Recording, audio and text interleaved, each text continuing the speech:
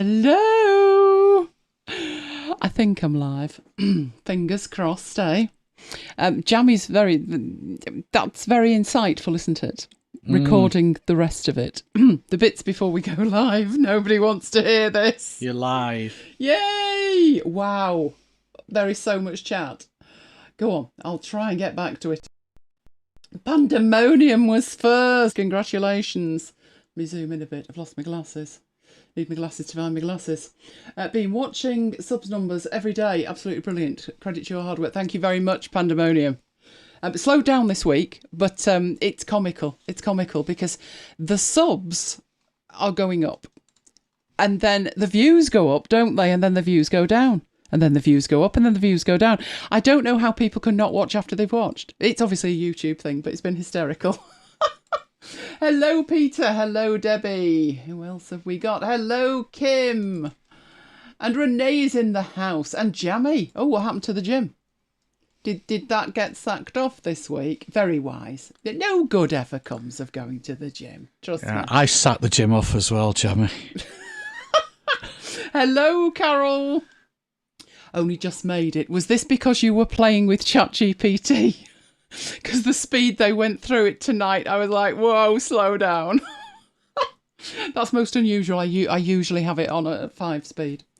Renee's been for a night tour of the safari park. Did we have that here? We have safari parks. I know, we've got Knowsley, haven't we? Yeah. I went there once on a coach. Oh, I've never been. No. I'm not sure it would appeal. Isn't Longleat a safari park? No, isn't that a private house? Oh. There might be some animals there. I think the guy who ran it died. Oh. Have a look. Find out. We need to know these things. Who else have we got? Hello, Paul. Hello, Patience. And all the silent majority as well. Hello to you all. Hello, Graham. Longleat Safari and Adventure Park. Oh, it is then. Fair enough. I stand corrected. And I'm trying to make sure I've not missed anybody. Jonathan! Hello, Jonathan. Jonathan's going to enjoy Obsidian tonight because I know he's got that kind of specific mindset like me. How far can I push it? And we've got something in terms of pushing it. You'll enjoy it. Obviously, you won't see it till the morning, but there you go. Jamie wants to hear the air be blue. Trust me, you don't.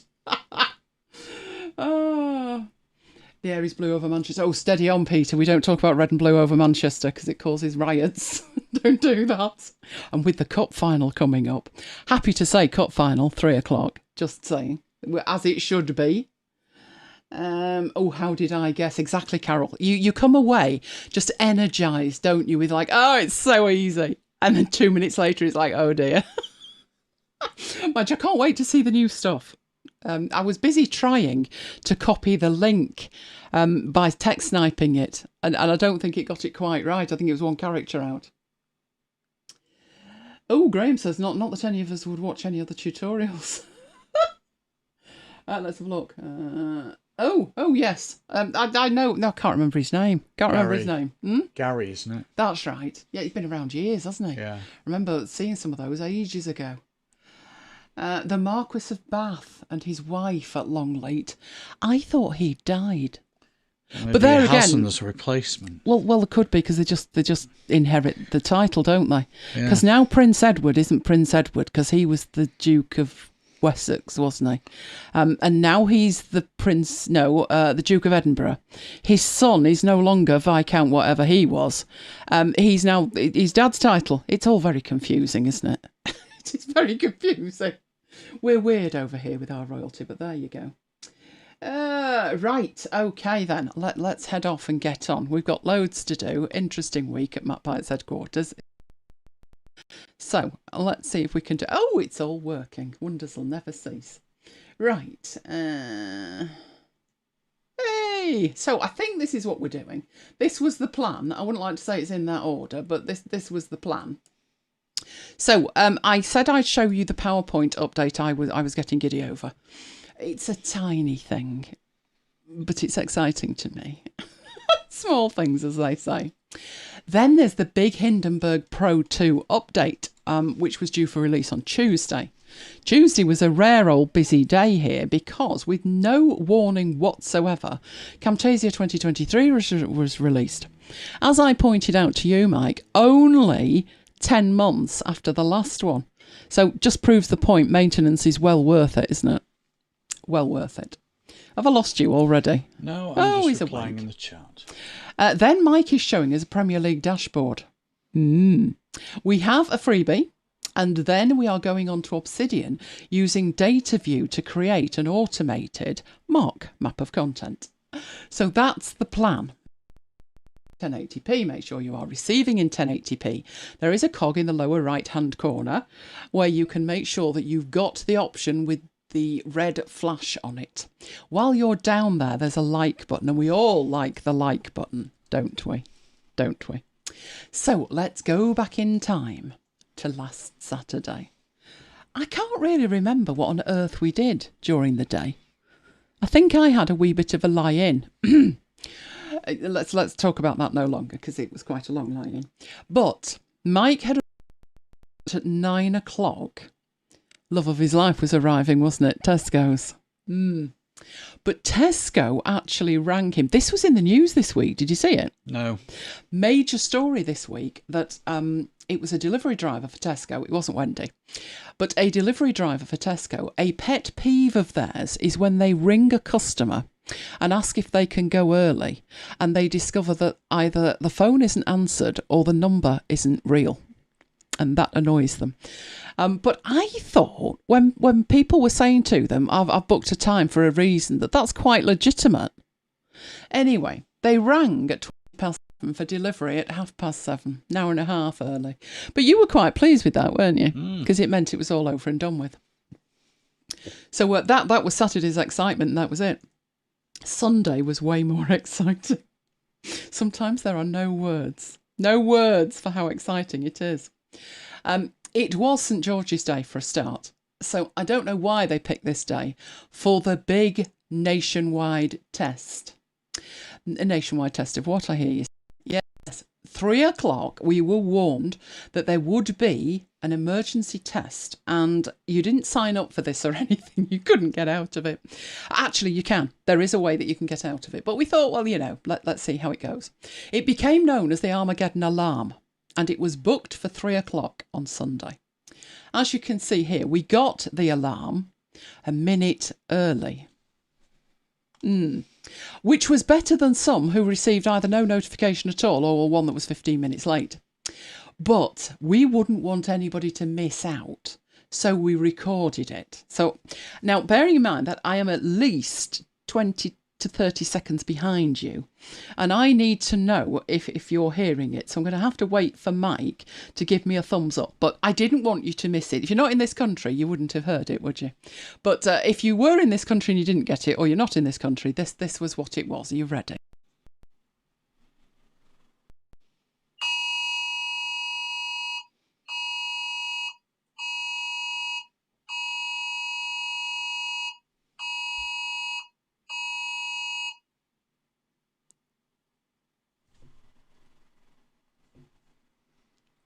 Excellent. Apparently I heard that. I tried to turn it up so I could hear it, but never mind.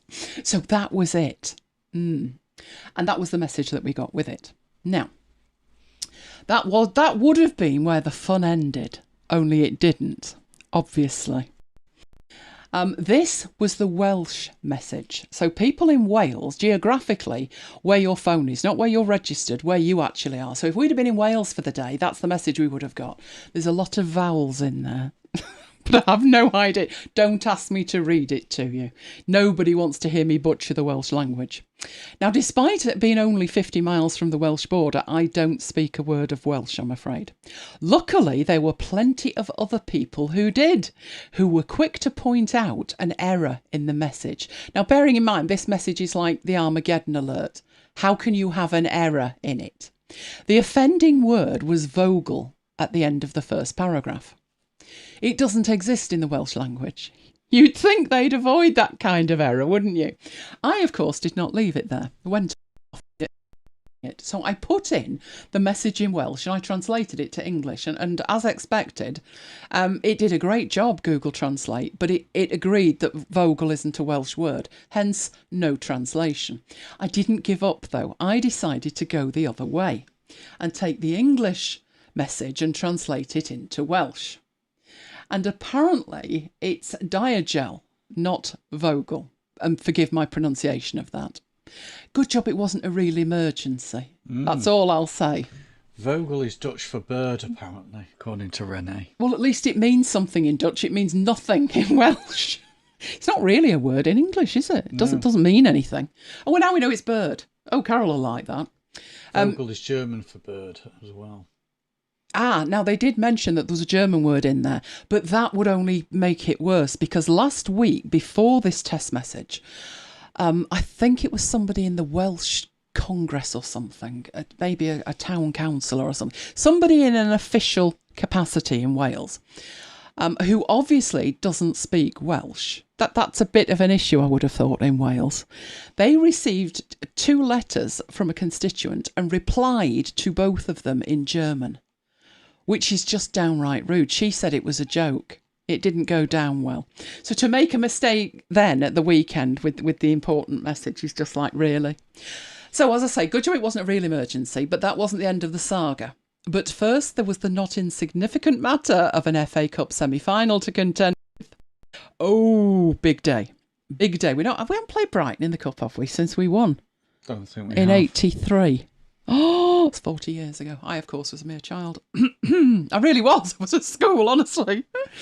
So down to Wembley everybody went. It wasn't actually full, was it? I'm not surprised, really, given the prices. Mind you, I shocked myself with the price of that Hamilton ticket this week, didn't I? Hamilton at a local theatre, £78. Wow. Anyway, Mike said, shall we eat after the match? No problem, I said. 90 minutes, we wouldn't starve.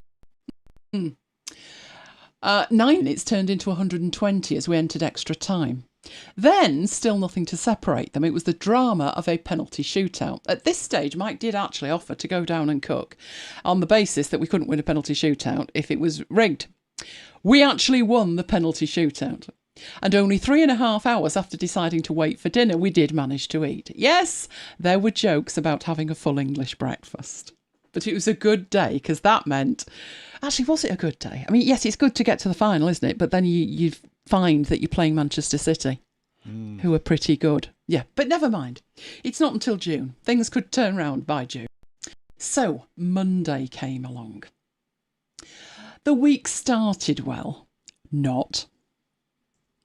I read online stories coming out that after the emergency notification test, folks couldn't make or receive calls. Surely that wouldn't affect us, I thought.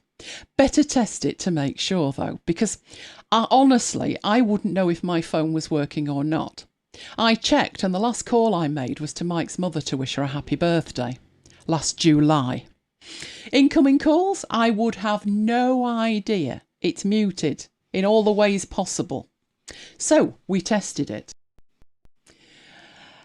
Absolutely typical. Neither phone was working. Mike's was definitely fine before the emergency test, because he uses his. But much testing ensued between us, and no amount of persuasion was persuading these phones to talk to each other. We do not have a landline, so we couldn't bring that into the test. So, I know what I'll do, I thought. I'll log into Skype. Not logged in there probably since last July either. Because we were getting nowhere. So, I turned Skype on, which only added to the drama. I discovered 2 emergency calls had been made to my Skype number. From Northwest Water. Long story short, we had no water. The first call was to report to let us know that there was a leak about 500 yards away.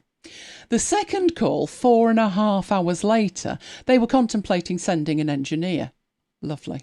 What were we to deal with first, the water or the phone? No brainer. We have bottled water and plenty of it. So back to the phone fiasco it was then. We were still getting absolutely nowhere, even with Skype involved. And I say using Skype because we have landline numbers in Skype. This was when we dragged Mike's mother into the fun because she's got a landline and an iPhone. Turned out she didn't get the emergency alert at all. She felt left out until we explained what was happening here. She was then quite relieved. After numerous calls and attempted calls backwards and forwards, I worked out what had happened, which meant we could fix it without having to visit anywhere.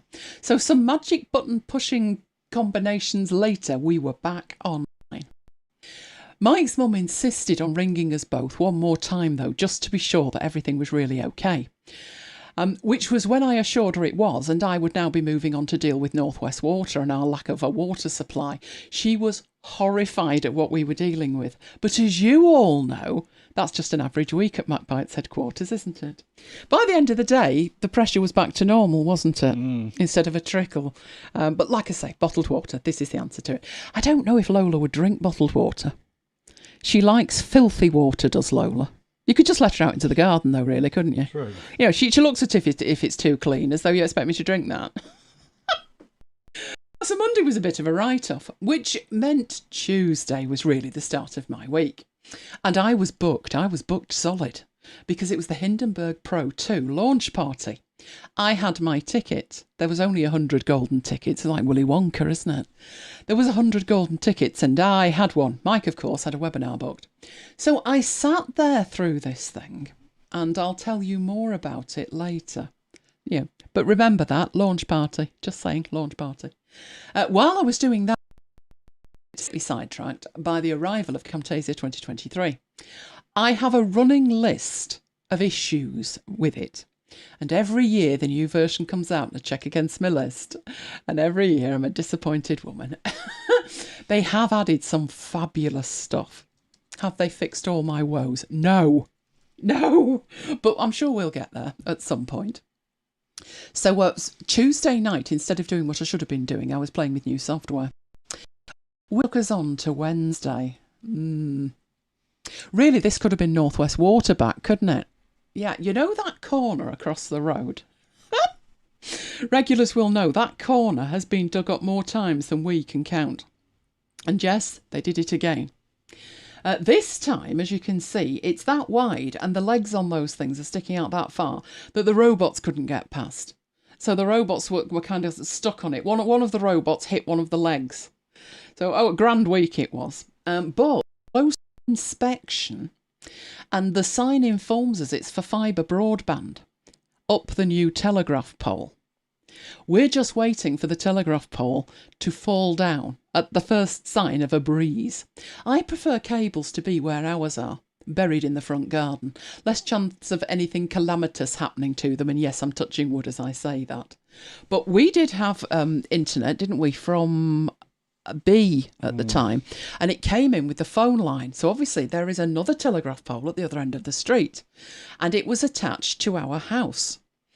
Our TV aerial fell off and landed on top of the internet cable in this almighty, this was more than a breeze, this was an almighty storm, and it was bouncing up and down on the internet. I wasn't in the slightest bit interested about the TV aerial. So I sent my dad up a ladder in the worst weather to tell him to get this TV aerial off the internet wire before that went, because that would have been calamitous. But yes, we have, I can't actually see the name of it, hang on, BetterNet, coming from Bursk, it says. Brusque. It's a bit weird. Anyway, we'll let you know how much that is. Have you noticed, Mike, it's got the B logo on it? It has. It has, the little star. So more on that coming soon when they fix the road again. But as you can see, they haven't even fixed that one yet. And if you look over on the right-hand side, let's get my mouse just about there. They're digging it up again. There's a cross on it. That one's going. So we expect them back shortly. It's crazy living here. It's honestly. So that took us through to Thursday. Premier League match on Thursday.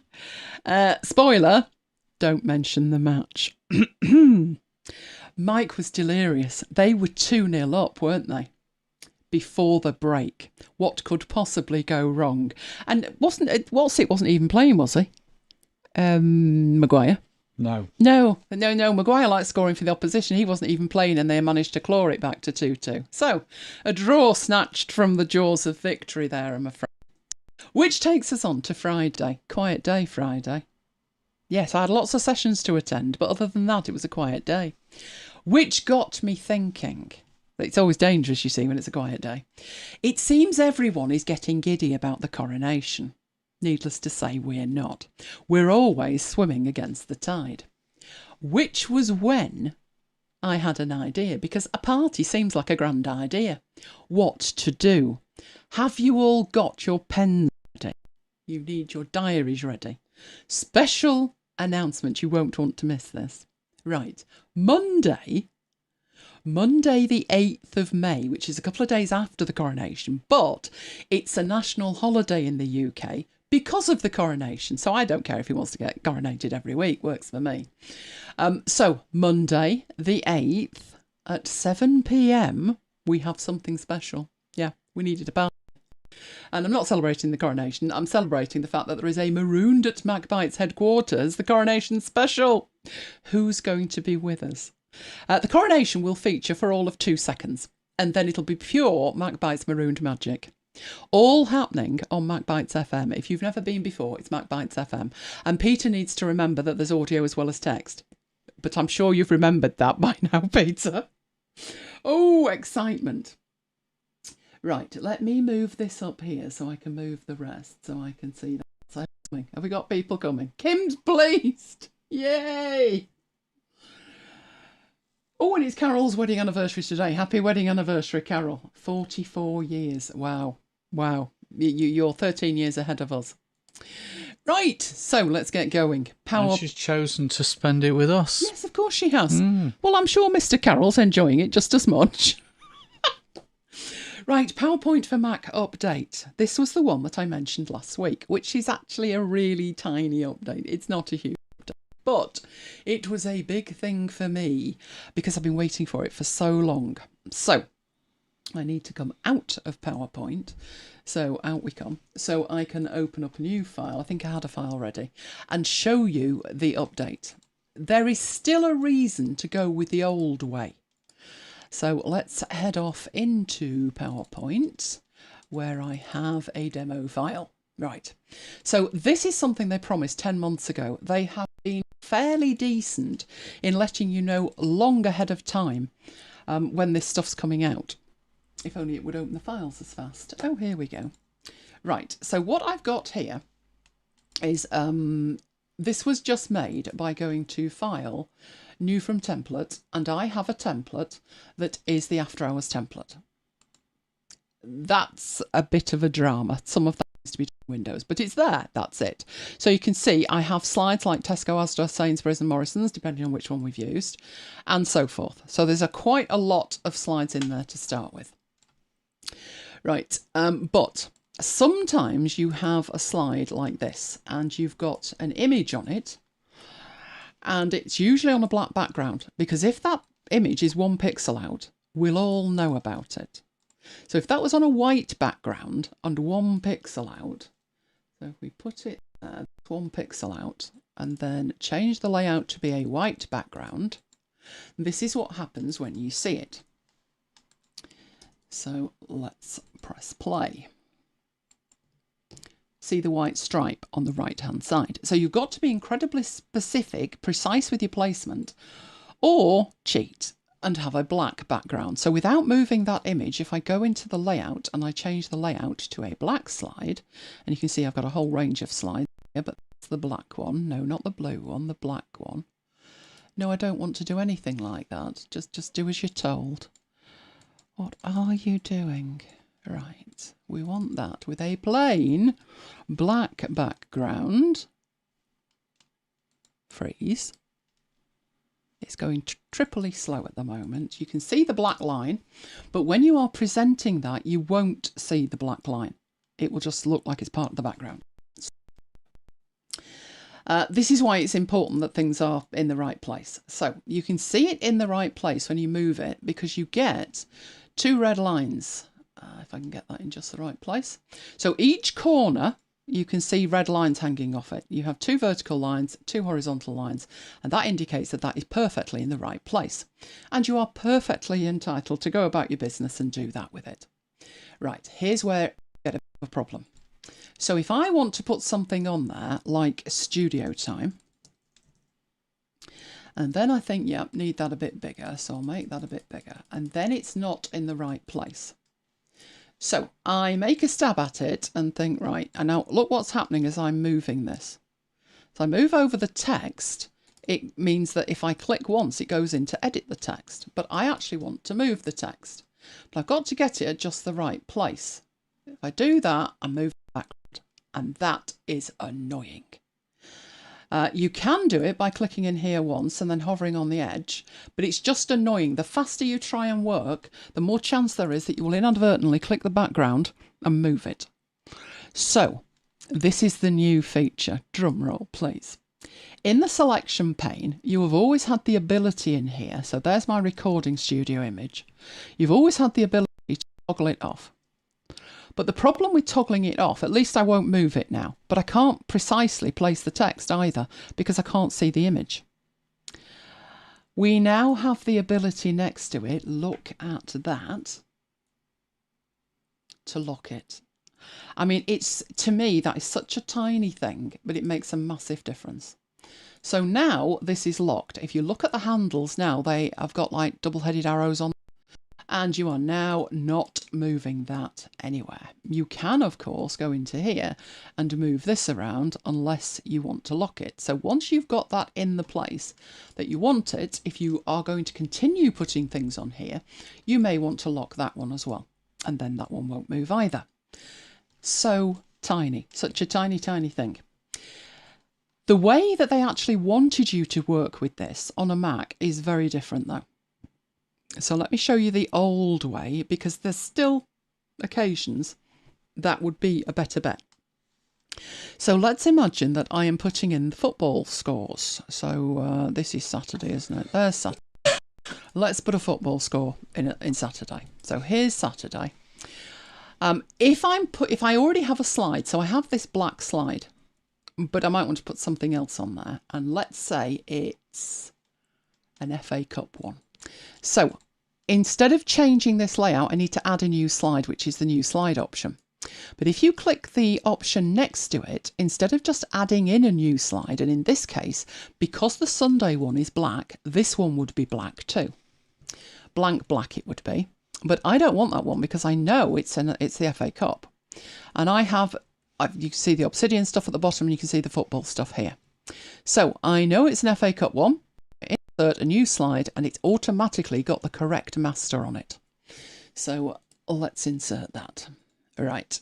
The next one after that would then be, so back to my new slide, and I have a whole range of them. They might look the same. So the blank one might look like the Premier League, and that might look like the Champions League and the England one and all the rest of it. They are not the same. I will show you in what way they are not the same. But that is a placeholder waiting for the image that I have with the result on it. So let's have a look at that. I have that as an image, and there's the image. And I've deliberately left something on here to explain this whole process.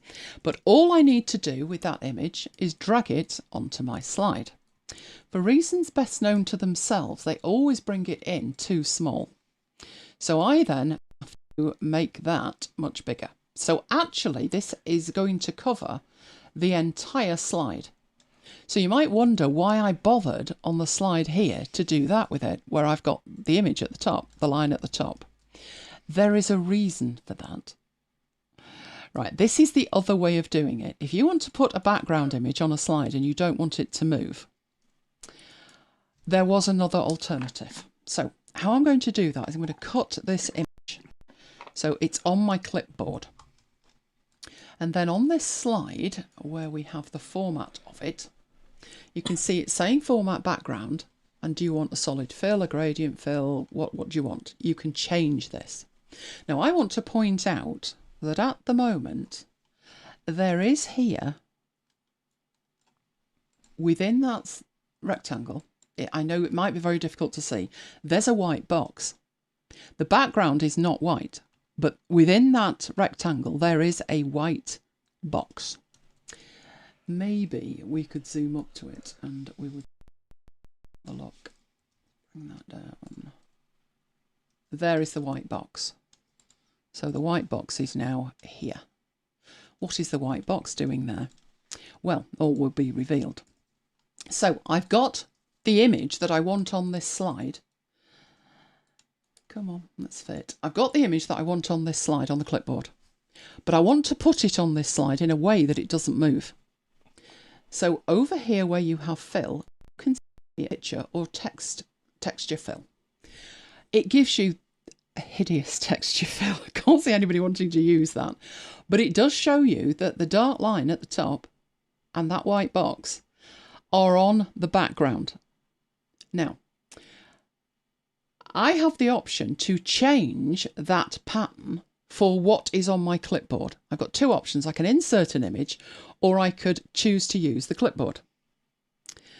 Now, when it puts the image on the clipboard in here, it's going to do it, and it's going to put it over the top of the pattern, but underneath this square and underneath that brown line. How do we know? Well, if I paste it in here, you can see it says FA Cup today. And look where that is lining up there. I have this box to cover up the date because I take these screenshots all kinds of days. I don't want it to say the date on it or yesterday or whatever. So I'm going to cut that and I'm going to go over to the format background where we were and say clip. And it pastes it in and you can no longer see the word today because it's actually sandwiched it between the pattern and the box and the line at the top. That was the old way of doing it. Why didn't I just do that?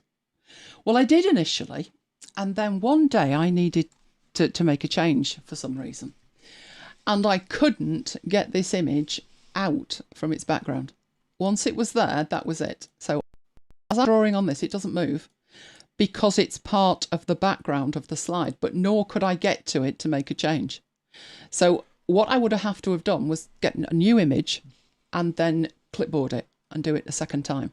And I thought that's a bit of a pain. If I suddenly needed that image, I no longer have that image as an editable image. But the fact that it sandwiched it between it, which was pretty cool. That was pretty cool. Now, if you don't want that, that's bad news if you've got something there, but you do have this option to hide the background graphics.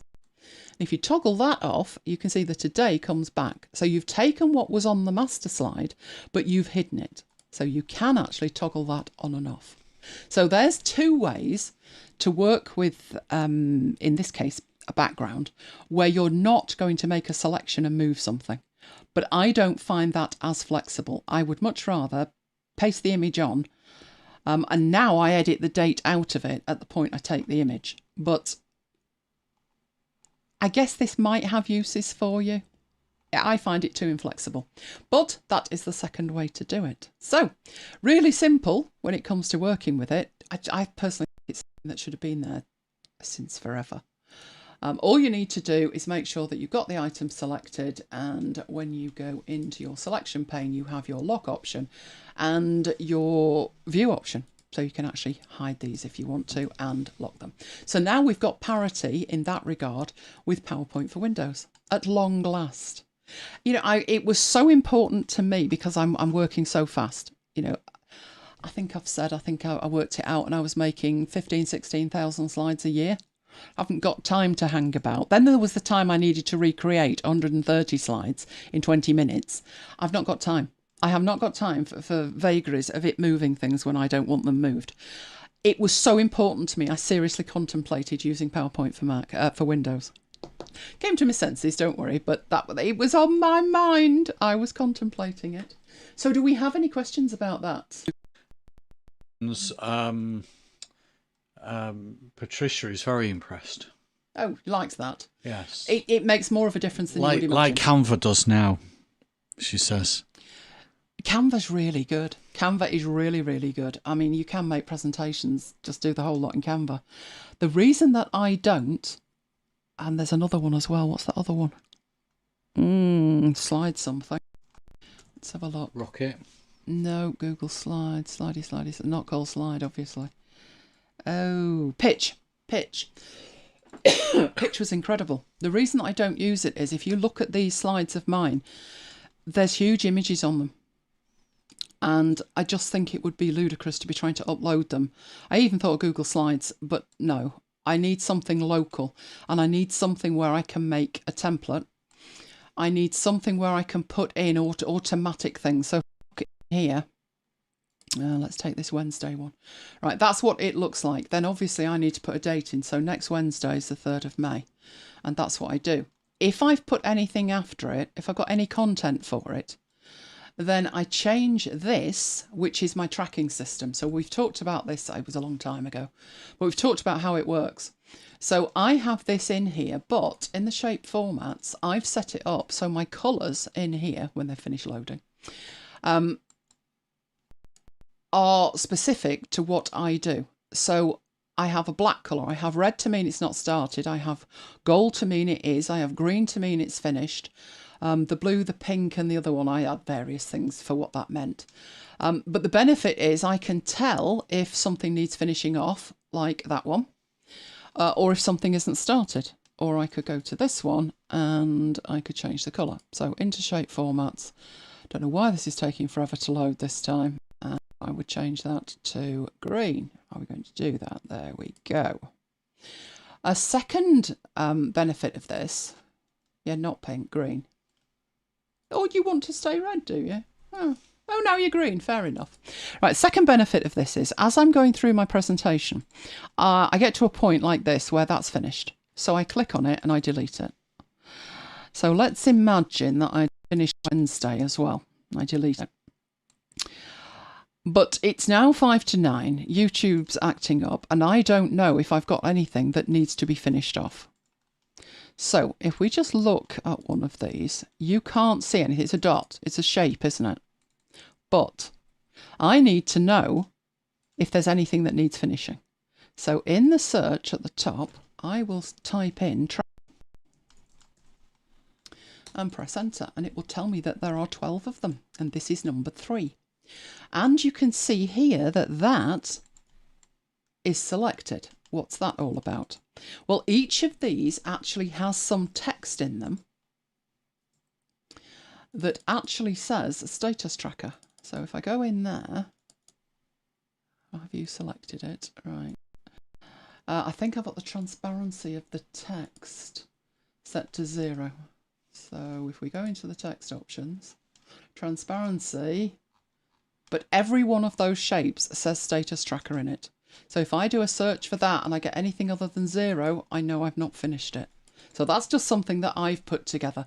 But that's why I stick with PowerPoint. And before that, I had exactly the same system in Keynote. Because these online things are fantastic, but they don't actually help you with stuff like that. Right.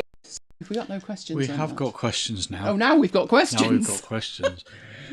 First question from Zorba Press. Elaine and Mike, do you like Camtasia more than ScreenFlow?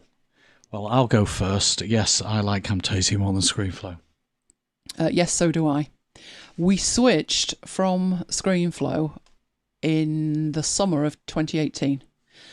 And the reason was both of them are a pain in the backside. As soon as an operating system is updated, they break. They were both as bad as each other with that. My issue with ScreenFlow, do you remember that time there was an issue with it? The one from the App Store. They couldn't get an expedited review for a really bad bug in the App Store version. Their own version, direct, was fine.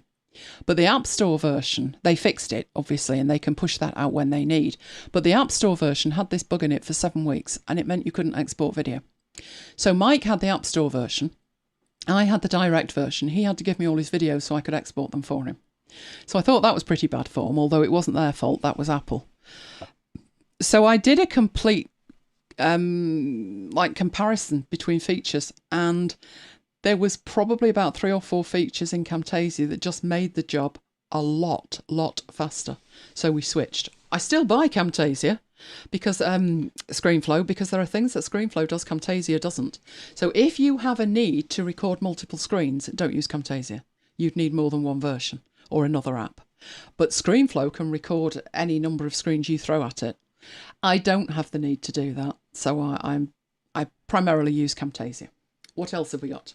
Well, my reason that I prefer Camtasia is cross-platform, and I can use it to record videos for work, and then I can give work the Camtasia file. Yeah, that is very important. They wouldn't be able to use the ScreenFlow source file. No, and they get very grumpy about that, don't they? Wanting source files. They do, yeah. Next question from Patricia. Do you have a tutorial how to create a slide template with all the variety of slides? No, I don't think I ever have done that. I've shown my template, as you can see, but no, I can quickly show you what mine looks like. You tend to, well, you do. You have a master, and then you have variations on that master. Anything I put on this one would come through to all of them. And then you've got variations. So I have a white one, I have my red, which is that one. I have a standard black one. I have a desktop one, so it is desktop. I've got the industrial one. I've got the standard after hours one. I've got the red after hours one that we use at Christmas. I've got the football one. So you can see the football one just has the line at the top, and the rest are derivatives of that. And I've got the obsidian purple. And that's all I've got in there. But yes, put that down as something we can do in the future, Mike. I've never demonstrated that, no. Not how to do it from scratch. Another one for the future. Would a new Canva demo be in order soon? We did Canva only about a month ago? After Canva Create. So what we focused on was the AI aspects that they'd added all the way through it. We've not done one that's specifically on the presentations. So were you thinking in general, or were you thinking about presentations? Let me know. That was Tracy. Tracy also says, how come you have a Dropbox icon hobnobbing on the right? Because this file is in Dropbox. So how it works in Dropbox is when you have a file in Dropbox, that icon appears. I think you can interact with it. You can. And you can disable it. Oh, here we go. Right. Who viewed the file, and you can share the file, and you can all of this, all of that. Version history edited 5 hours ago. Oh yes, that'd probably be about right. This isn't tonight's presentation, is it? That is there purely because it lives in Dropbox. It lives in Dropbox because I can roll back. And this week I did have to roll back. Or was that last week? I was updating another machine and it overwrote my Keyboard Maestro macros. I think it was this week, wasn't it? Bad words were said. And I'm contemplating as I'm sitting there, where am I going to get a copy of that from? I did have a backup of the entire drive, but it was far faster to go to Dropbox and just roll it back. So these files live in Dropbox. Pretty much all my working files live in Dropbox, and that's what it's exactly the same in Excel, wouldn't you? You would. I've only seen it in Word because I don't bother Excel. I turn it off in Excel. I've never used it for anything, but it's a comfort to know that it's there, isn't it? But that's what it's for. And it hovers and it kind of follows PowerPoint around, but not 100% at the same time. So if I were to move that window to another monitor, the icon follows along like a lapdog after it, quite slowly. But that's what it's for. That's what it means. Right, what else have we got? That was it. Patricia's loving the coloured dots. Canva presentations mainly, but any brilliant hacks and quirks gladly welcome too. Yeah, we did a presentation in terms of we made the history of United with AI, and that was the best one, wasn't it? That one did really well. But for a standard prezzo, yeah, put it down, Mike. I'll have a ponder, Tracy. We'll have a think about it. Right. Right, I think we're okay then with that. Yeah. I'll get rid of that. PowerPoint is, I must admit, I switched to it under sufferance. I will be 100% honest with you. It wasn't a case of like, oh, I really want to switch to PowerPoint. It was a case of Keynote's broken badly. But when I got there's a couple of features. It pretty much ended up like ScreenFlow and Camtasia. There was some features that were just blindingly fast by comparison to how you would have to do that in Keynote. One of them is when you're changing an image. So if I've got like 5 images, one on each slide, I will put the first one there and then I can duplicate the slide 4 times.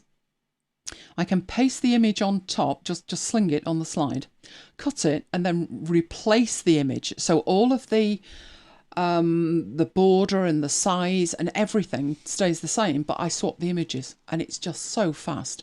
Because the other way of doing that in Keynote would have been that you'd have to size them to make sure they all matched.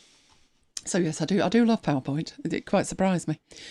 And I think I mentioned it last week. I was so peeved that I was still waiting for this lock feature that I opened it on Thursday night and I thought, right, I'm going to send them a snotogram. And this was because they do read them. Microsoft are amazing. They do read them. Because I gave them feedback, they took away the shortcut to get to stock images. They took it out of the menu. If it's not in the menu, I can't hook into it fast enough with the way I work. So I wrote them a snotogram and said, not good for accessibility, not good at all. One day later, it was back. So I know they're reading it. So I thought, right, going to send them a snotogram. Where is the lock feature? Went in there, thought, best just check it's not there. Clicked the button and it was there. I'm like, whoa. So it must have come to my mind. I telepathically knew it was there. So Hindenburg. Now, Hindenburg is a quirky audio editor. So if you are used to editing music tracks or whatever, Hindenburg is not for you. Hindenburg specialises in radio journalism and podcasts. So the spoken word. And it was actually designed by a journalist in the late noughties. We've met him, haven't we? We have. Yeah, we have realigned his expectations, as I recall it. Oh, we made the big mistake. We were at this podcast conference and he made this big mistake because it was quite quiet at this time. So sit down, tell me how you feel about Hindenburg. 2 hours later, poor man. But he did actually, because he was the creative director, he was able to make notes, and he even picked the phone up and spoke to the developer, and there they were prattling away in Danish. So it was an amazing experience, but it is a great editor for the spoken word. Pro version 2 came out in beta in February, and we were told it might be quite a long beta program. But as I explained last week, we are there. So it was all set for release on the 25th. So it says on the 25th, it becomes Hindenburg Pro 2. Right, how you work out here, where you are at, with how much you are going to pay for an update, or how much you're going to pay, is if you do have a current product, of which there are 3. There is Hindenburg Lite, which from memory was quite inexpensive. But the problem with it was it didn't have the advanced voice features that Hindenburg Pro did. Because of that, it's ridiculous to be using that app without the advanced features, because that's why you're using the app. So the biggest feature that is in Pro that is not in Lite is the voice profiler. And what the voice profiler does, if you have some audio and you are really happy with it, so we would sit down and we would record a bit of Mac Bites, and both of us are feeling fit and healthy. We have no issues with our microphones or the ambience of the room. Everything is perfect. And we listen to the audio and it's like, that is perfect. Then that becomes the reference point. You feed that into the voice profiler and you leave it there. And then many weeks or months later, you've got to record something. You have the cold or flu from hell and you sound all snuffly. You just recorded, never mind how bad you sound. You then tell Hindenburg to run the voice profile, the perfect audio, against what you've just recorded, and it will fix it. And obviously it's going to do that much better because it's not generic. It's specific to your voice, your microphone, your location. So that feature is amazing. I think you had to use it once, didn't you, with a Duff microphone? I did. Possibly you were at work with that and you brought the audio home? Can't and fixed remember, it at probably. home. So it wasn't even the same microphone. So that's why there is this Pro version and why it's not exactly cheap. About 2 years ago, they then introduced a subscription. So you now have 2 options with the Pro version. So we'll forget the Lite one now and look at the Pro version. People who had it before the subscription was available have a perpetual license for version 1. People who are on the subscription will notice no difference. They will just carry on paying and they'll get version 2. I am in the middle situation here. I have a perpetual license for Hindenburg Pro. I don't particularly have any desire to switch to a subscription. Jamie will understand that, won't he? Because I don't see any benefit. If there's a benefit, I will contemplate it. So I got to this page and I hit the one in the middle because it says choose your current product and they will tell you what the upgrade options are. So finally we got some sense of what the upgrade options are. Having said that, there is still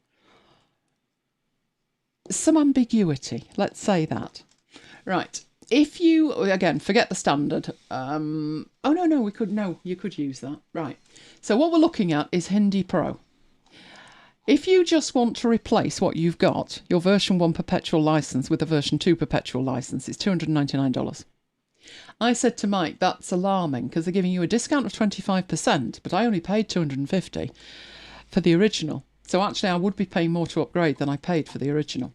It was World Radio Day though, and I did get a whopping discount. I think I got 40% off it minimum. But you do have some other alternatives. So only the one on the right is a one-off payment. The $50, the $120 and the $210 are all annual.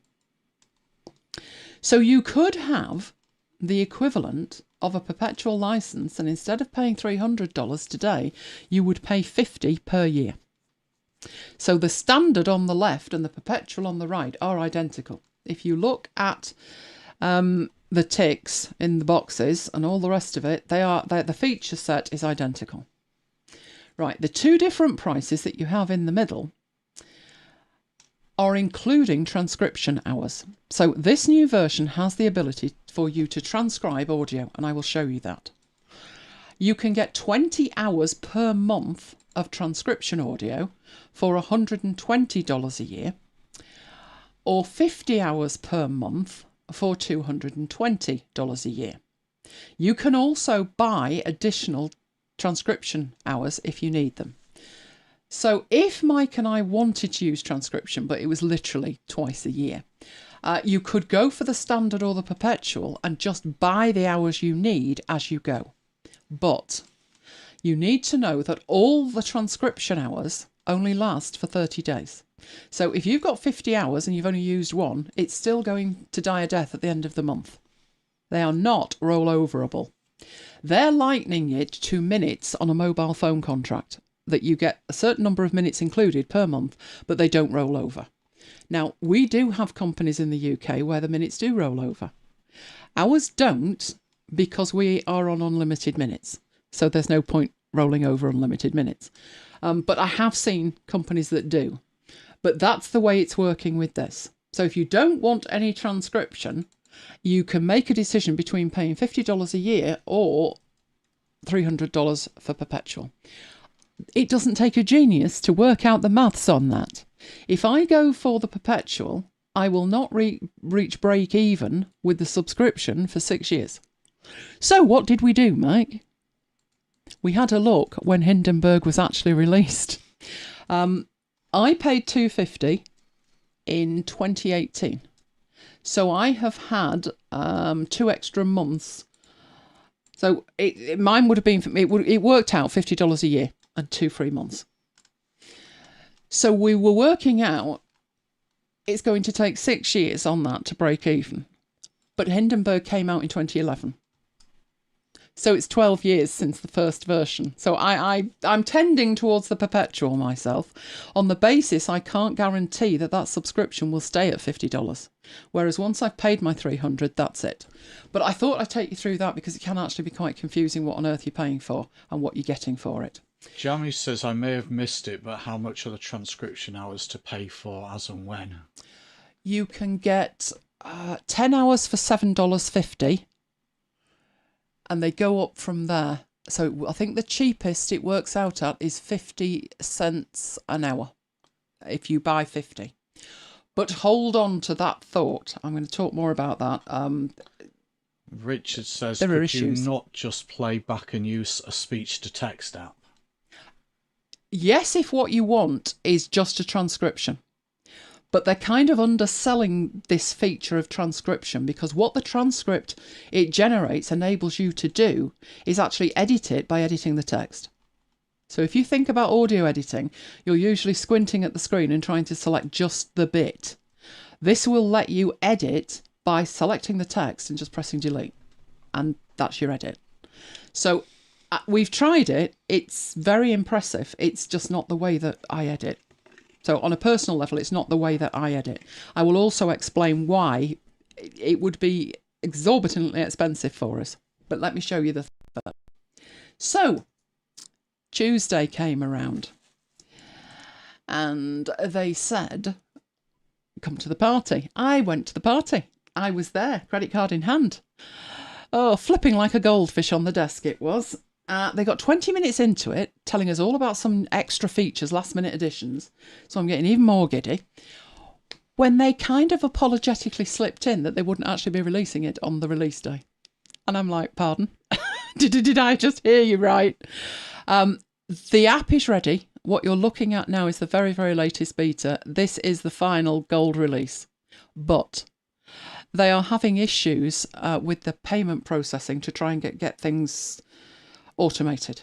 So they didn't want to release it and then have people who couldn't use it because it wasn't taking serial numbers, etc. So understandably, they've left it. What they've said now is anybody can use the beta until the end of May completely for free. So if you do want to test it, now would be a good time. Head to the site and sign up for the beta. So what we're looking at is what you see when you actually open Hindenburg Pro 2. Yours may look slightly different because I have virtually everything showing. So what I mean by that, showing, I've got markers showing. I would use the colours. This is new, the clip colours. And I do use the clipboard, which is this area on the right. This is a new panel entirely for sounds. So I have quite a lot of interface turned on.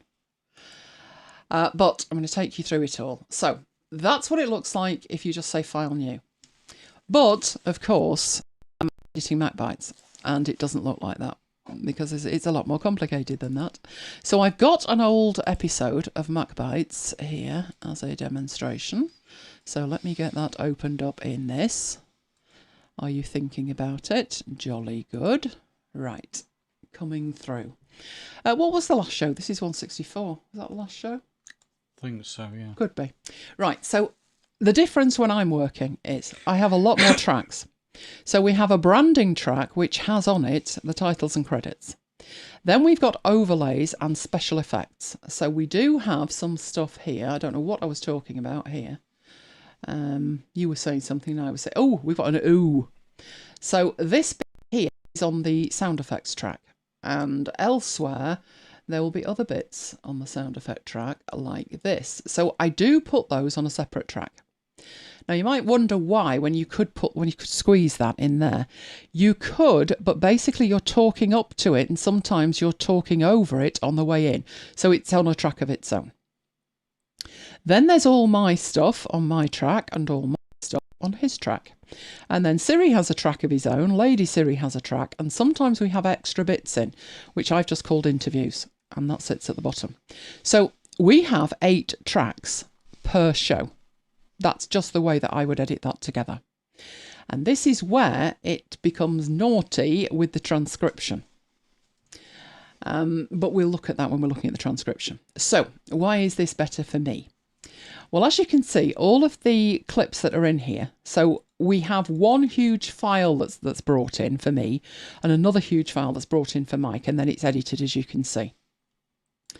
So sometimes there's nothing on the track because I've cut this bit and moved it, and I've cut that bit and moved it, so I might as well delete the rest of it. But if there was something in here that Mike was saying that I wanted to check or something like that. Now, I think at one point in here, he was talking about the football tickets. So let's say this clip here is Mike talking about the football tickets. The beauty of the colours in Hindi Pro 2, as opposed to any other audio editor, and I must admit, when I moved to Hindenburg, it was like everything's blue. And I use GarageBand, I use Logic Pro, I use Soundtrack, I used Adobe Audition, and every one of them allowed you to colour code the tracks.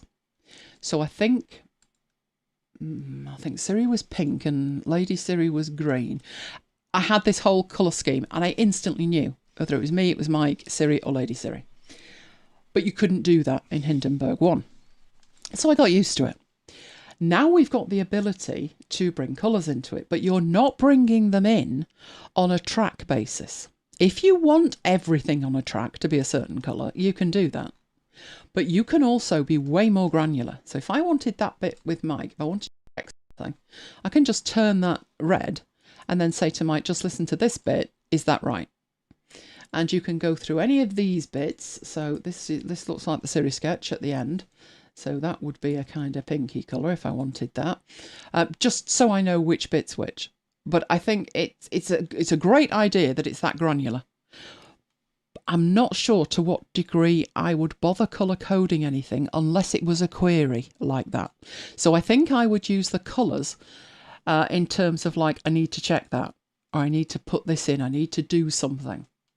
But you can do that. Now, if what you want is to have the entire clips on a track, you could select them like that and then click whatever colour you wanted. So I think mine was blue. I can't remember what colour mine was. We'll make it something different though, like orange. So you could do that if you wanted. I think I've got over the fact of what colour the things are on the track. I think it's actually going to be more useful for me to highlight individual clips, and that is what the colours can do for you. Now, one of the huge, when I first tried Hindenburg, funny story, I'd read about it and it was like, it's perfect for podcasters. And I'm like, oh, I want to try this. But it was really expensive. And I thought, would I get any benefit from it? Because I've already got Adobe Audition. Adobe Audition is quite overwhelming in terms of the number of features and the drum tracks on it and things. And I'm never using drum tracks. So I decided I would give Hindenburg Pro a trial. And I innocently thought they might have a sale on Black Friday. So I started trying it a month before Black Friday. The first time I'm in it, I'm like, this is absolute garbage. Why would anybody use this? And it really wasn't garbage. The problem with it was there's a lot of shortcut keys for a lot of features, and about 80% of them are not in the menu. So how am I supposed to know they're there and what the shortcut key is? So it was very much that first 30 days was like, I've only got 30 days, I've got to make my mind up. And it was a real pressure. It came to the end of it and I thought, by then I'd watched 3 million videos and read the manual from cover to cover 17 times. And I'm like, this is the editor for me. But I was still sort of, would it work with my Stream Deck and other things? So it got to the last day of the trial. And I'm still umming and ahhing. And they wrote to me and offered me a 90-day trial. I thought, that's good. So I took that, which was fantastic because it meant that I could use it all told for 4 months. And just as it was coming to an end in the February, they always have a sale on World Radio Day on the 13th of February. So that was how come I managed to get 40% off it. And by then, of course, I was totally in love with it. But I did use it in trial for 4 months.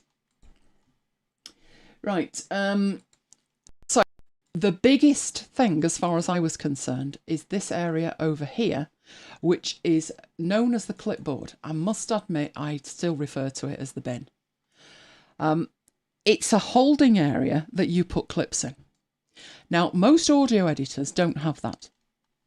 You can, there's odd occasions you can put them somewhere and maybe make it slightly easier to bring them in. But what we have in the clipboard is multiple clipboards. It isn't just one area. You can see we've got general, we've got Siri, we've got sound effects, and we have extras. The extras clipboard or bin has nothing in it. They have added the ability now, you had 4 and that was it. So that's why I called it a kind of esoteric extras. I just put anything else goes in extras. But now you can add multiple clipboards. So you can go in here and you can either add another clipboard, you can add a subgroup to a clipboard. It's amazing. Love it. Absolutely love it. So how these work, the general at the top are things like the opening titles. So the opening titles are there, the credits are there, and then we've got all our stingers. Now, if you can't remember which was which, you can click on these and get a preview. I have no idea if that's playing. Go on.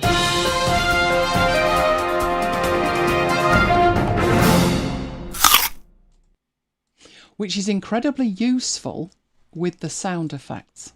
So these sound effects are the sound effects that we use constantly, like the Ewe cartoon and the goblin laugh. Oh, some of the sound effects. But they've got to be done, haven't they? Got to be done. I do like the Fiesta one, but I probably shouldn't play that on YouTube. Right, so these are available for me to use when I'm editing. The alternative to that is keeping a library of them in the Finder. And what you will find is that you're like, oh, I won't bother. Oh, I could put this sound effect in, I could put that sound effect in, but you won't bother because you've got to go and find it and then import it. These are already there. And as I go through and I find one, and it's like, oh, you know, I haven't used that in a long, long time and it's not in here, then I will actually add it in here. So you can see we've got a whole range of them in here. And it's just really simple to have them there. The Siri clips, as you see here, all of these clips, these are recorded separately, obviously, because, you know, they're stars of the series. So these are recorded and I end up with 2 files, one for Siri, one for Lady Siri, with all the clips in the same file.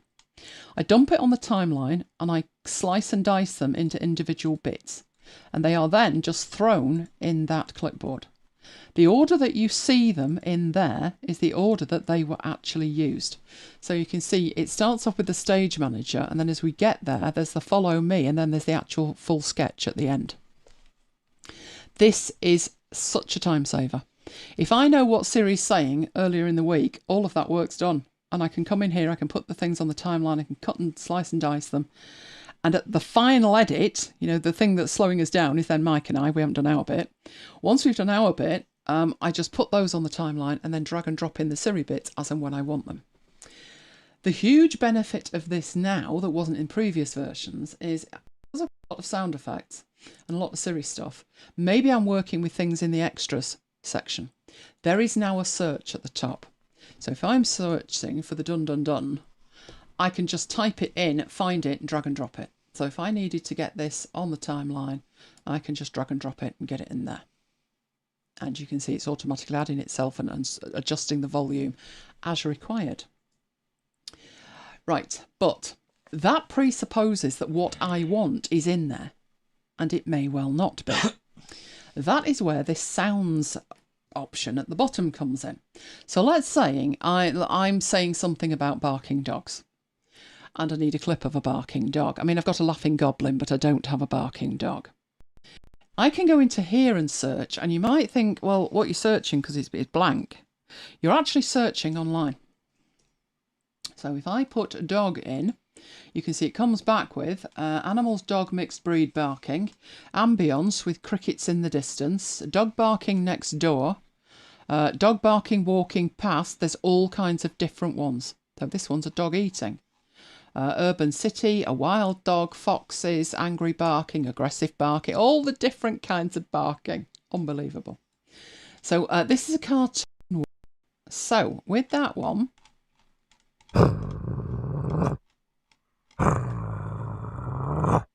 it's actually playing that from an online service for sound effects. If that's the one that I want, all I need to do again is drag it on here and it will sort itself out. I zoom into that. There it is. That is amazing, because I think searching for sound effects, you find this, don't you? The thing is, you can search stock imagery way faster than you can search video and audio, because you've got to watch it or listen to it. So that is pretty amazing. Going back to the pricing, it does say that that is included. But the $220 one that gives you 50 transcription hours says premium. So there's some kind of limit on that, and I have no idea what it is. I don't suppose you'd hit it if you were editing across days, but you might do if you're doing an intensive thing. When I find out what the limit is, I will let you know, but I've not hit it yet. So that's the sounds. Now, Another thing that they've added, and this was something that I was like, I couldn't wait. Oh, I couldn't wait. It's like, oh, it's got to have this. Up till this point, we have not had the ability, you'll be shocked, to make a template. There was no concept of a Hindenburg template. So you had to create a file and an associated folder full of audio and duplicate it. Now, that wasn't a problem for me because I have an app called Post Haste. And what Post Haste enables me to do is set up what I want. So this one is MacBytes Hindi. I've also got Walker's Warblings and webinars and YouTube videos and all of the kinds of stuff. But let's say a MacBytes. These don't matter. These are parameters that you may or may not use in here. And all I need to do is to hit Create Project and then tell it where to put it. And that's it. So it's not a proper template, but it does enable me to do even more than that. So if I go into this folder and save that, and then we go and have a look at it. So let's go and have a look at it in there. Right, it is more than just the Hindi file. That is the Hindi file, and that is its associated folder full of audio clips. But I also have a folder for the audio files and a folder for the final show. So in the audio files, there's all of the sound effects I've added in, there's the Siri clips, and there's a dialogue between Mike and I. In the show one, we've got the recording notes, the show art, the final stuff, the mail, the bounces, and the downloads. Even if Hindenburg could create a template, it couldn't add these two folders. All I would get is this. But it's a really nice feature, I thought. So I went off and I did that. I created a template. So all you actually need to do is have a file as taken as far as you want to take it. So obviously in this one, I've got chapter markers, I've got credits in it, got all kinds of stuff in there. All I need to do is go to File, and then I can save it as a template, which I did. I was amazed. No, be honest, horrified. It put it in iCloud. It put it in my documents folder and put them in iCloud. But I now go to File New. Instead of just File New and it'll make me a new file, I do have the default new file, and I do have what I call MacBytes at 4x. So I would change that to the number. Let's do it, because I think there's an issue with it. So no, I don't want to save any changes to what we've just been doing. And what I've now got is a new blank MacBytes file. The biggest problem I think I have with that, unless it fixes itself. So let's do a save as and see if it fixes itself. Come on. No, we don't really want you to go in there, do we? We want you to go in there. Right. I'm going to name it. So I'll name this 199. Right, and put it in the root of today's folder. And what I'm checking is that it renames everything correctly. Let's have a look. Yes, it has. So this is what I've ended up with. I've got my NHSX file, which is the Hindenburg file, and this is the files that are associated with it. This and this must know where each other is, or it doesn't work, but you can see it's named it correctly. I don't have it named like that. I just call it Hindenburg files. But point being, there's now a template, which there didn't used to be. So that leaves the transcription. So I've got a file with Mike in it that we transcribed. So let's go and get the Hindi file. And Mike's transcript. Right. So why did you call it 001? I don't know. This is typical of you, isn't it? Right. So what Mike did was he got this file and put it on the timeline and then brought into play transcription. So in the view, no, it might not be. Hang on, let's find it. Just a minute. Just a minute. That's the wrong version of Hindenburg. No wonder it's not there. Crying out loud. Right. Oh, come on. Right. Open with version 2. Well, we won't be seeing anything at all. Right. So there it is. Same bit of audio. Now you can see that it's actually got text in here rather than just a name at this end. So this time if we go to view, there is the manuscript. So that we did not have this in anything else first. It came in here as a piece of audio. We opened the transcript and said go and transcribe that, and it did. And this is what's generated. So I'm going to move this up so you can see more of the text. It did a really good job. It was fairly accurate. The only thing that I noticed was as you were speaking, Mike, you said something. Oh, that one there. We've also got some dates down column A, and it totally ignored the A at the end, although it's there in the audio, obviously. But the benefit of this is multifold. Right, first of all, while you're still editing it, instead of scooting along the audio and trying to find the bit that you know there's a mistake and you're trying to edit, you can do it with the text. So, if you've got this bit here, but if you do, they must be in a range, you can select that, and that selects the corresponding audio in the file, like that. So if you wanted to delete that, technically speaking, you could. So what we'll do is we'll play it first. But if you do, they must be in a range. So I've got them in. So let's say we want to delete it. Now, I'm not going to tweak that in any way at all because I've made the selection using the text. Once I do that, it automatically selects in the audio, and I can just press delete and it will take it away. The text will disappear from the manuscript, and technically speaking, it will disappear from in here. So I'm going to take this back a little bit, and that's the edit point. So have a listen to it as it goes over there. I can't hear this, so I've no idea how good it is, or otherwise. Dates marked as holidays. So I've got them in A13. How good that would actually be would depend on how well spoken it was in terms of pacing and breathing and everything like that. As I say, I can't hear it, but looking at that, I think I would be looking to take that back there and lose that breath. Possibly in here, take that down a bit as well, and I would then move that way. And you can see what's happening down here. I've selected this and it selected all of the text. If I make a selection in there of the audio, it selects the text in the bottom. You would think that this was amazing for editing audio. Do you think this is amazing? Would you do it that way? Would I do it that way? I'm not used to doing it that way, so... No, I'm not, but I can see the benefits of it. Richard says that's really good.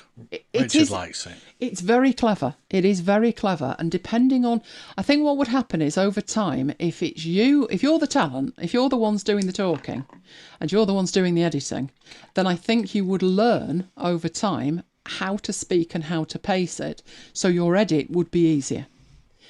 But if you've made a mistake, sometimes you just can't get that out without re-recording it, because the in and the out point, when you've taken out the bit that's rough, you're going to have to re-speak the bit you've taken out. And you can't get the beginning or the end to match what's already there. So in Hollywood, they call it ADR, automated dialogue replacement. And it's a skill in its own right. It really is. First course that I did many years ago was like, oh, it'll be fine. Yeah, I've got these bits to fix, but it'll be fine. Oh, it took forever. The second one I did, I thought, right, I'm going to have to work better with this. Now we've got this where you can actually highlight the text and then just delete the text. It is pretty amazing. I'll give them that. It's pretty amazing. What I think is you would probably get a neater edit if you did it the old way. But it's time, isn't it? So, the question from Richard, can you highlight and drag and drop to move the speech? I don't know. Let's find I don't out. think we tried that, did we? No. First paragraph here. So we'll grab that. No, it doesn't look like you can actually drag it. What you can do, so we'll stick to the positives first. What you can do is edit, like you've seen. Having said that, that's only half an edit. That's an edit where you've misspoken and you want to take it out. There are times that you will speak and something will be wrong and you will be unaware of it until the edit. So it isn't a case of taking something out and leaving everything else there. There's now a bit missing and you need to replace it. That's what this automated dialogue replacement thing's about. I've not tried that with it because I don't know what it would do to the transcript. You may have to reprocess the transcript for it to read in the extra bit that you've put in. But the positives of this, once you've generated this manuscript transcript thing, you are able to export it and export it in multiple formats. You could export it as just text like this, that you could put in Word and do whatever you want with. You can put it on a website, you can put it in your notes app, which is great. Even better than that, as far as I'm concerned, is that you could export something like a video, like a 45 to 60 minute video, with that transcript turned into subtitles. And you would know that they were accurate because you've been looking at it. You'd fix any errors. So I'd put in, down column A, I'd fix it. So they would be perfect subtitles. That's the good news. It is pretty amazing. I would much rather that you could roll over the minutes, but, that it is what it is. But here's the big problem, as far as I'm concerned. If a Mac Bites is 55 minutes, we've got Mike, we've got me, we've got Siri and Lady Siri. The entire 55 minutes is made up of all four of us. But when it comes to transcription minutes, that is actually 4 hours. 4 times 55, because every track needs to be transcribed separately. I was horrified because, Siri has maybe 2 or 3 minutes. Why am I using my credits for the other 52? Really? That's how it works. And then it got even worse than that. What you're looking at there at the top is the standard 4 tracks, but I've shown you a Mac Bites. There's 8 tracks. So for every 1 hour of transcription, it's actually going to cost me 8 hours if I have 8 tracks. They're saying that's just the way it works. That's how it handles it, that it takes it track by track. That for us was pretty much like, no, that's not happening. So I think if I want transcription, I think I'd buy as I went along, because I don't think I'm going to be wanting that much of it.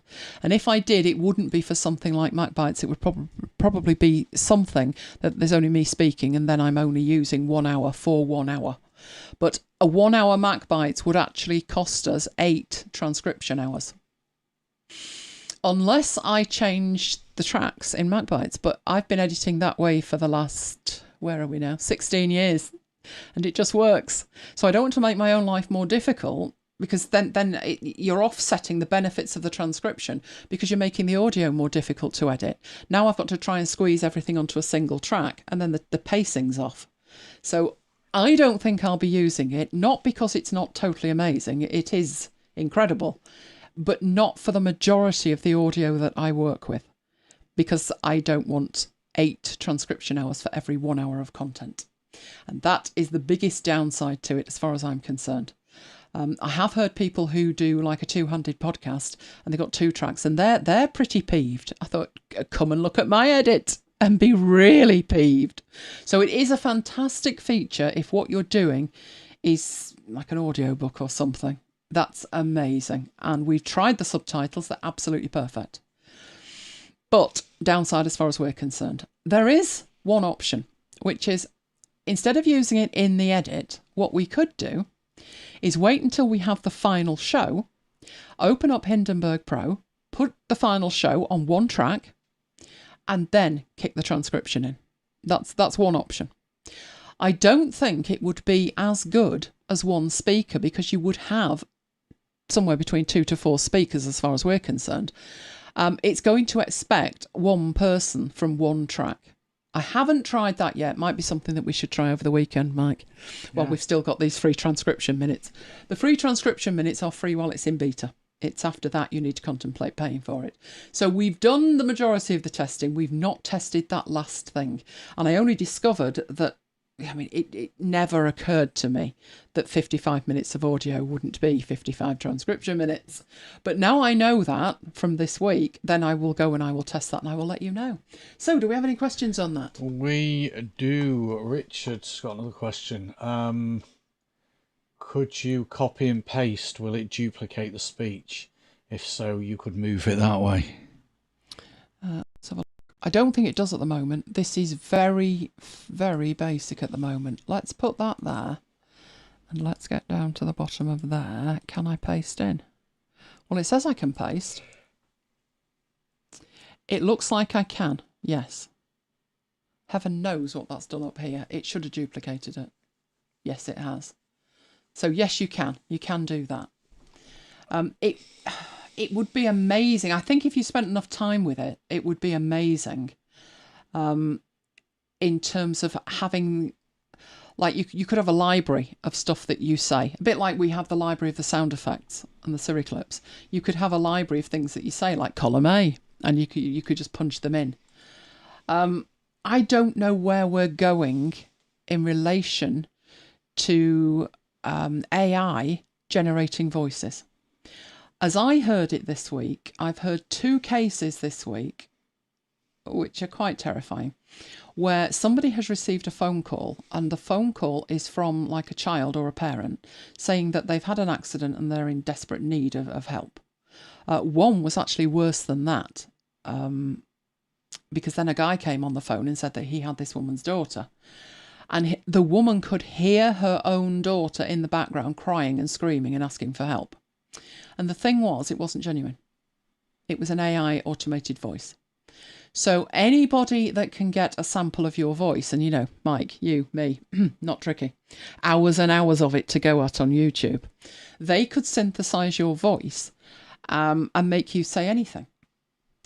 So why that's important, maybe we wouldn't even have to record anything in the future. Maybe we'd only have to type it and then train the AI to use our voice.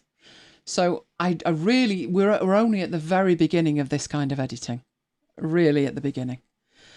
That is something that I need to look into. The way around it, because it was terrifying for this poor mother, the way around it is to have a keyword, a code word between you and your family that only you and your family know. And then if somebody does come on the phone and say they've got whatever and they're playing like a voice and you think, it is your son, daughter, whoever, you just quite blasé say what's the code word. And if they don't know, then obviously it's a scam. Scary stuff out there, isn't it? All right, what else have we got question wise? Patricia says, does this do tracking with a video or a PowerPoint voiceover, or is it just an audio program? If it's just an audio program, what's the king of video? Tried Luma Fusion on my iPad, but it's so small for my eyesight. Does this do tracking with the video? Right, this version does support video. Only one video per audio track, but it can do video as well. What that would end up looking like, I don't know, because I haven't actually tried that. Voiceover, or is this an audio only? It's not a video editor, but it will open a video file and let you edit the audio. So if previous comment is the king of it, what's the king of video and audio clip stitching? Anything that you've got a timeline on. So anything from iMovie all the way through to Final Cut Pro. Pretty much both ScreenFlow and Camtasia offer very good non-linear editors.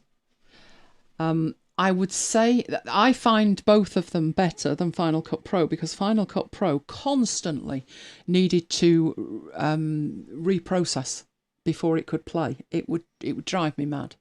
So both ScreenFlow and Camtasia have added the ability. They've got LUTs in there and all kinds of stuff now. So I would say one of those. There are cheaper options, and there's free options. Luma Fusion, as you're saying, on an iPad, on the desktop. There was Filmora, but then there was the fracas with that. And the other one is DaVinci Resolve, which is free. So I'd start with the free one, and I only move on if you're limited in some kind of way. She's just mentioned that in the chat. Yeah, I wouldn't really... I don't think there would be a need to move on from DaVinci Resolve. Not unless you had very, very specific or advanced requirements. So start with that, because it's free. What else have we got? She says, have you tried DaVinci Resolve 18, free or pro? No, because the type of video that I work with mostly is screen recording. So I'd have to re-encode it sometimes. If like Final Cut, you'd need to reprocess it a million times. So because it's mainly screen recording that I'm working with, and both Camtasia and ScreenFlow can handle standard video as well as screen recording, I might as well stick with those. They have both been improved immensely to handle standard video. And I then have the benefit that I don't then have to move from app to app. So unless I was working on something that I cannot imagine what, I would have no need to try anything beyond that. I have Final Cut, I've got Premiere Pro, I've used all of those, and it's faster, far faster for me to use ScreenFlow or Camtasia. Patrick says he uses Otter for audio to text, but this way is much more granular.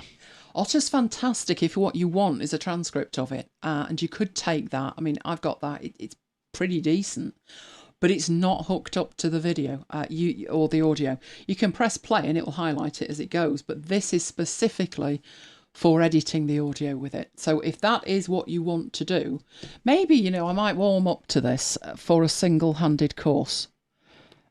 I don't know. But I still think, yes, you can do it, but there are times I've taken out fractions of a word. We're not even talking like a noise or something. I remember I stuttered in a word, and I should have remembered that I'd done it and stopped and said the word again, but I didn't. So it was kind of stopped was sort of what I said. And in Hindenburg, you can zoom in to alarming level. So if I'm there and I want to zoom in, you might think that's close. No, you can go into this level. And a stutter like that would probably be something like that. And I literally took the stutter out. You can be that precise with it. What this would find, so it says in B5, and it's that there is the B bit. I don't think it would show you the stopped. I think it would just say stopped in here, and you'd have to go in yourself. But I am used to doing that, and I do have this hooked up. As I've said, it's very limited in terms of shortcut keys, but I do have it hooked up to work with my Stream Deck. So my Stream Deck is on the left-hand side, and I am manipulating Hindenburg. I've got my right hand on the mouse to move the mouse, but my left hand has got access to all of the features via the Stream Deck. So I'm pretty fast editing to start with, but I can see potential benefits, and it's only going to get better. This is just the first iteration of it. So yeah, I agree. It is an incredible piece of kit with what it can do. I would say it is more accurate than Otter. But Otter, minutes and minutes, then they're not multiplying them. If I run a Macbytes through it, it's not 8 hours, it's 1. And again, Otter will improve as well. And I heard of another one this week called Notty.ai, and it looked like Otter. And I thought, good, because Otter are putting the prices up considerably. So more competition, you've got options. So what else have we got? Well, that's it. Right, okay. Right. I used LumaFusion on the iPad for lockdown daily videos, and occasionally used DaVinci Resolve when doing a big one. Getting Camtasia has meant I've virtually stopped using the other two apps.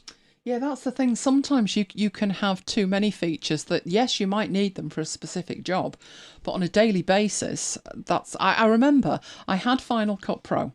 I remember buying that in a box. Do you remember? I waited because I was getting a business discount on a laptop. So it was September 2006. And it was when it was in a box. And we did actually weigh the box, and it was 3.5 stone, which is, what's that in pounds? A lot. 14, 28, 42. No, about 45 pounds worth of manuals in weight. It was unbelievable. Very expensive as well, wasn't it? It was. It was about £1,000. Yeah. but you did get all of the manuals, which is, the manuals are still relevant today. You know, they don't give you manuals anymore. But, you know, everything in Final Cut Pro took longer than it actually did in the end with ScreenFlow or Camtasia. So most of the stuff, I can't remember the last time I needed anything beyond Camtasia, to be honest. I'd only need ScreenFlow if I was recording multiple screens. And ScreenFlow does record better from a webcam than Camtasia does. They were supposed to have fixed that about 3 versions back, and it's still like a pea soup fog, isn't it? So if I'm recording, if I do an unboxing, I'll get jammy giddy. If I'm doing an unboxing, I will be recording that into ScreenFlow. And I will take it out of ScreenFlow in the highest quality and then take it into Camtasia and finish the edit in there. That's just the way I work.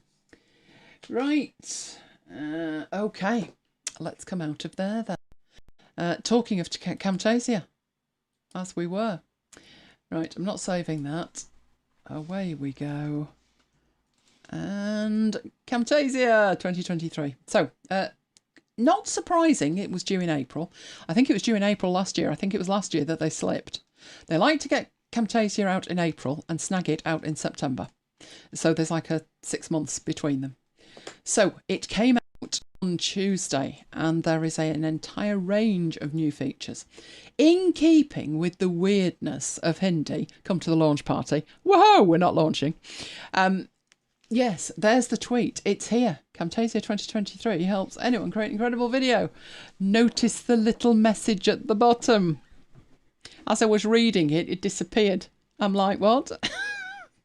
Why they do this, I have no idea. But literally, that disappeared from under me as I was reading it. They waited about another hour and then put something else out. But in that hour, I was able to go to my account, download 2023, get my new license key, and I was off and running. So I don't know why they do things like that. They just like to play with my mind, don't they? So let's have a look at some of the new features.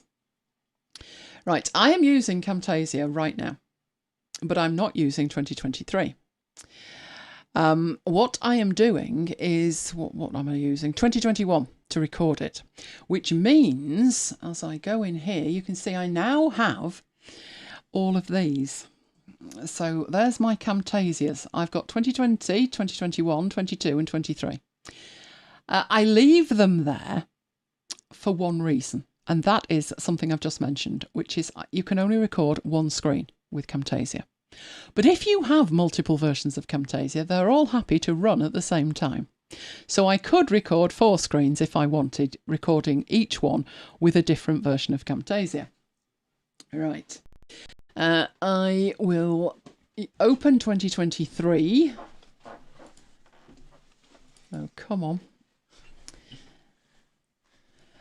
And the first thing is they've made this welcome dialog box when it finally appears. They've made this, they're just like overloading it, honestly. The kind of stuff that they are doing is amazing with it. To see it. So I see this. This is an option. So this is the recorder. And you can see in here, this is where you specify. So at the moment, we're talking about recording on the main screen.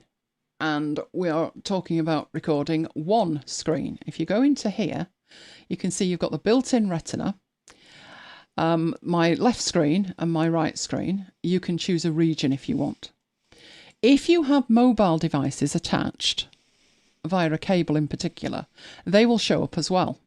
But you only have the one drop down. So you can only record either a mobile device or one of your built-in monitors or an area. You can specify the recording area if you want. You can see it getting bigger behind us as we go through. I never record a region, ever. My rationale for that is I can always crop something out, but I can't record something that appeared in the wrong place. So I never do that. So the rest of that dialog box, everything beyond my left screen, my right screen, no, I never even look at it. That's what you've got in there. Then you've got video that you can record. And then you have audio that you can record, and you can record system audio. Now, system audio is not the same thing as audio because this is using a microphone. But if you wanted to record something, say you were demonstrating Hindenburg in a video, you would need to hear the sound from Hindenburg, and you wouldn't want to be using the microphone to pick that up, and that's what the system audio enables you to do. I very seldom use that, if ever, because I have Audio Hijack, and it's actually using the Audio Hijack component to do it. So I might as well do it in Audio Hijack, where it's separate in case it crashes, and I can pipe it somewhere, I can record it twice, I can do all kinds of things with it. So that is your record dialogue. You just hit record and it will start recording. But that's in. Right, let's get rid of you, which gets rid of the ready break, the green thing all around the screen. What you do have is, when are we going to see this? Because I changed it. Let me go into here. And we don't want to check for that. We want to go into preferences. Right, so on startup, show the recorder. That's what I have that set to. But you could also choose to open the editor or see the thing. So if I set that back to home, which I do believe is the default, and I close it and then we reopen it. So let's go back in there to 2023. We should see this dialog box, which gives us lots and lots of information when it finally cranks up. Good grief. And it's on the wrong screen. Right, there we go. So this used to be very simple, and they've added a lot to it. So initially you get to choose whether you want a new project, whether you want a project from a template, whether you want to open an existing project, or whether you want a new recording. Recent projects should be shown in here. I've no idea why they're not. Having said that, I installed the 0.2, 0.0002 update, so it's probably reset it. But recent projects appear in here. As we go down here, you then have featured assets. So you've got free collections here, starter collections. Some are premium. So this is a premium collection and they are paid for extra. But you've got quite a few free ones. For reasons best known to themselves, they've got this scrolling side to side. So you can see this in here as well. So there's a lot that are free, but they do tantalise you with some stuff that isn't free. So that's the featured assets. Then you've got the free assets. So this is concentrating on only free assets. So there's lots of things that are in there that you can go play with as well. And then there is the premium assets. And the reason that I don't have the premium assets, they are quite expensive. My maintenance for Camtasia is less than £40 a year, which is stunningly cheap when a full license is £300. But they charge through the nose for the assets. So I haven't partaken of anything other than the free assets. So that's what we have in there.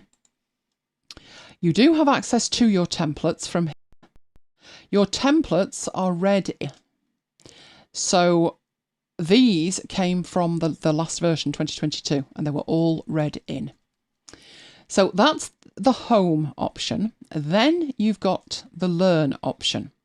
And this talks you through various things. So this is your quick start guide where you can literally step through it and it will give you the very basics in 5 steps. But then you've got access to the tutorials as well. So you can click on this and go and view the tutorials.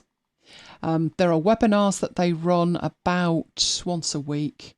There's certification as well. So if you're on maintenance, you get access to certification. So every year I need to get recertified in it.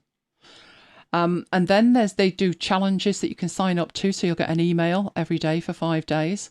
The academy is where all their courses are, or you can follow along with a project. So there's a whole range of learning materials in there. Then there's support. So these are the options that you have for support. And then finally on the left, there's the what's new. So it will talk you through what is new. All of the stuff in here that I am about to show you in there. Right, the other thing that you will find in here is it will ask you to log in. So you can see this is my email address. And it shows you if you are a maintenance subscriber. And this will show you the benefits of maintenance. The benefits mainly are not paying through the nose every time there's an update. So maintenance you pay once a year. You could say it because it says maintenance subscriber, doesn't it? And that sounds like a subscription. But I consider it not necessarily a subscription because you are saving so much. If I'm paying £38 and I'm getting something that if I were to need an upgrade, so literally for me, if I'd have bought Camtasia 2022 and I was looking to upgrade now because I didn't take maintenance, you're looking at about £150 to £180. If you take maintenance, it's 38. So it's a total no-brainer as far as I'm concerned. And I don't have to think about, is it up to date? Do I need this? Do I need that? I think you'd be particularly aggrieved if you bought 2022 and you now need to buy 2023 because it was only 10 months since 2022 was released. That's not long. But that's what it means, maintenance. And the maintenance for Snagit's even less than that. Wasn't it about £12? Again, it was totally ridiculous. Totally ridiculous. Having said that, if you are a Mac user, you may not want to buy or fiddle with that at all. If you buy direct from Camtasia, from TechSmith, you get 2 installs, 2 active installs. For somebody in Mike's position, that means he can put it on one Mac and his Windows box. What does he do on the other Macs? And you would need separate licenses. If you buy from the App Store, it's £179.99. So it's cheaper to start with because a full license is £300. It's £179.99 and you can install it on as many Macs as you like. So if you're a Mac user, you may choose a different route. Both Mike and I may have the need to put it in on Windows. So we bought direct from them. I do have several versions from the App Store. And whether I would buy this one from the App Store will depend on the operating systems I'm installing it on. If my 2020, 2021 and 2022 all work on the operating systems, I'll probably leave it. Because all I do is record on other machines. This is the only machine I edit on. So that's it for this dialog box. Right, let's go in and have a look at some of the excitement. So I probably can't do it from here. I never do this. We'll go new project. Because I never see this dialog box like you saw me have to turn it back on. Oh dear me, come on. Shouldn't have updated it, should I? 2 seconds to go. Right, there we go. It looks no different at all, to be honest. But there is a big change here. If I go into the library, you do have user libraries. So I have a default user library. But it's always worthwhile checking when you have a new version, the Camtasia 2022, 2023, whatever it is, library. Because all of the stuff in here is completely free. So you've got clapping and stomping and drama and hip hop and all kinds of things in here. You also have channel kits. So these are for YouTube, I do believe. So subscribe vertical. Let's drag that on. See what a subscribe vertical is. Right, take it up a bit so we can see the bottom. Right, get it on there and move through. So these are things, overlays that you can put on your own videos completely free. So let's read that one. There is a boxy subscribe there. So let's put that one on. And you see that. Now the thing with something like this is, obviously that says TechSmith on it. All right, you would probably have it down here. But you are able to change all of this. So this is a group, and one way to change it is to click the plus and look at all of the stuff inside it. So you've got the brand at the bottom and then the text and other tracks. That's the way to work. So if we go zoom in so we can see it a bit better.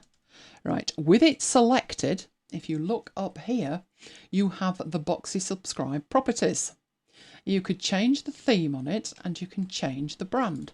So if I wanted to change that, put my name on it, I can do that. I can change all of this.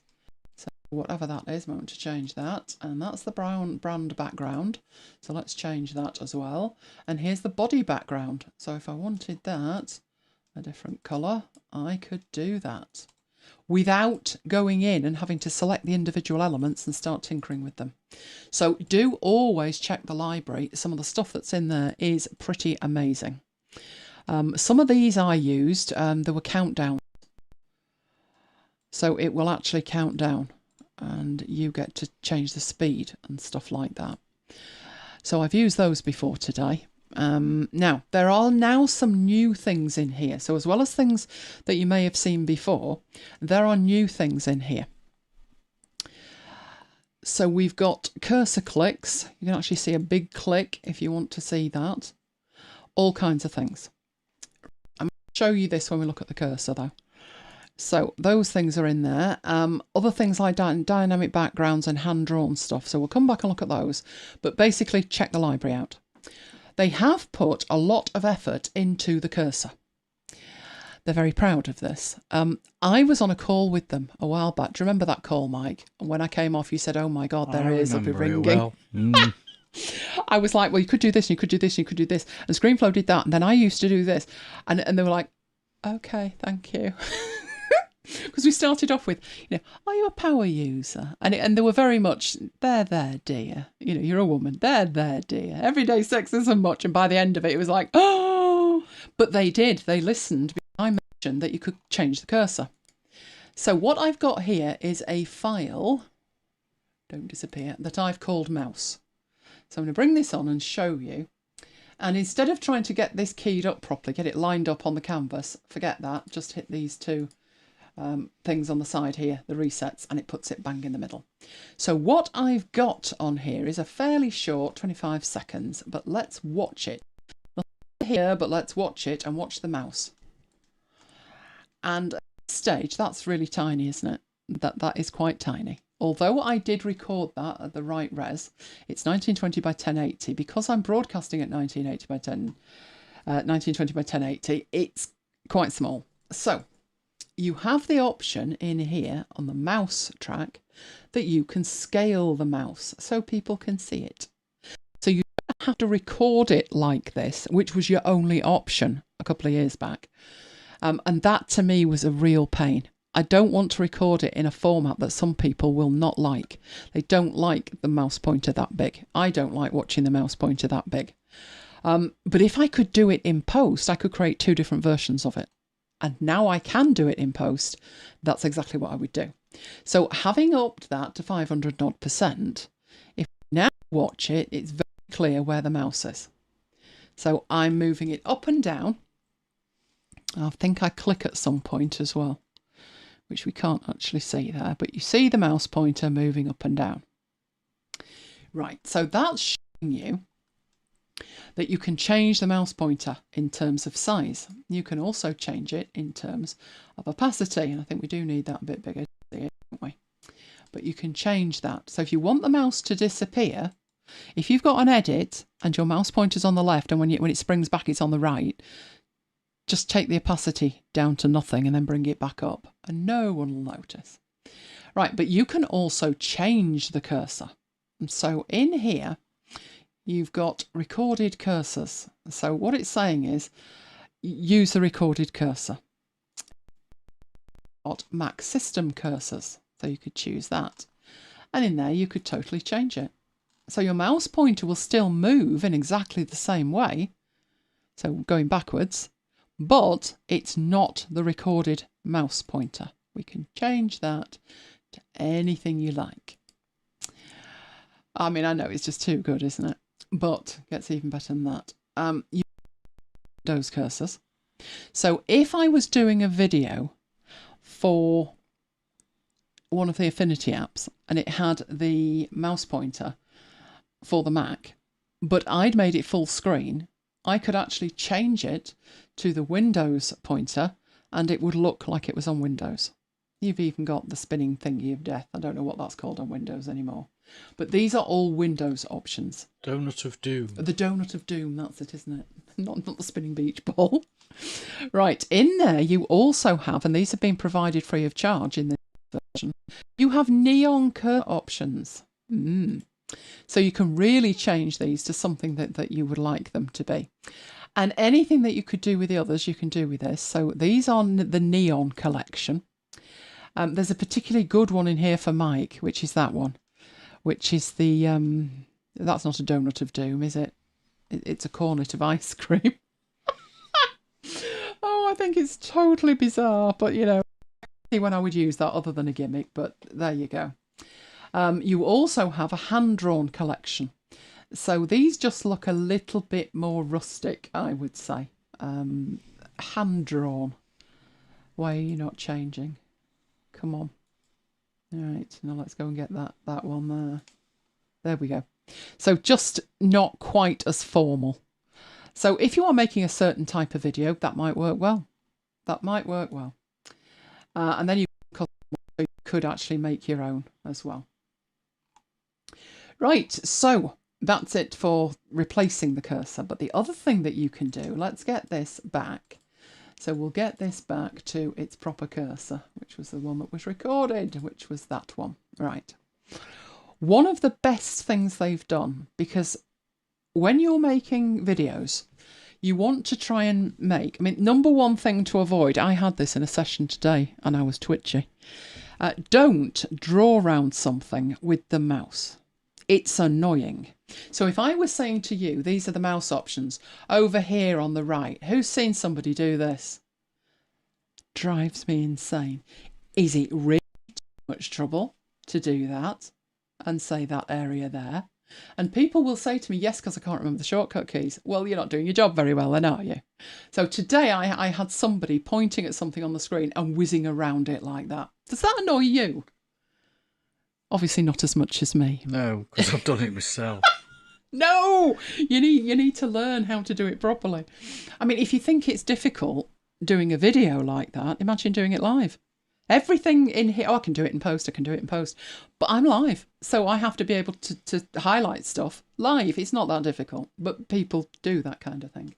The other thing that people find very difficult is you're moving a mouse. So imagine you're doing a recording and you're moving a mouse and your hand slips and the mouse moves off down here and you need it back up there. And it looks messy.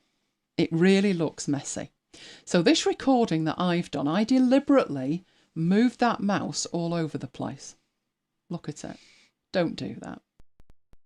Reason, which was we now have the ability over here to edit the cursor path. So make that a little bit smaller and click edit the cursor path. Right. What I did was move it from over here to over there, going up and down in like a Jaws formation. Your first option is just to simplify the existing path.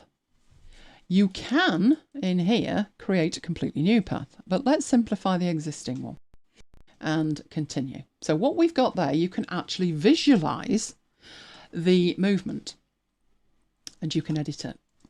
So if I wanted it to go from here to there, we don't really need that bit down there, do we? So we could take that point away completely.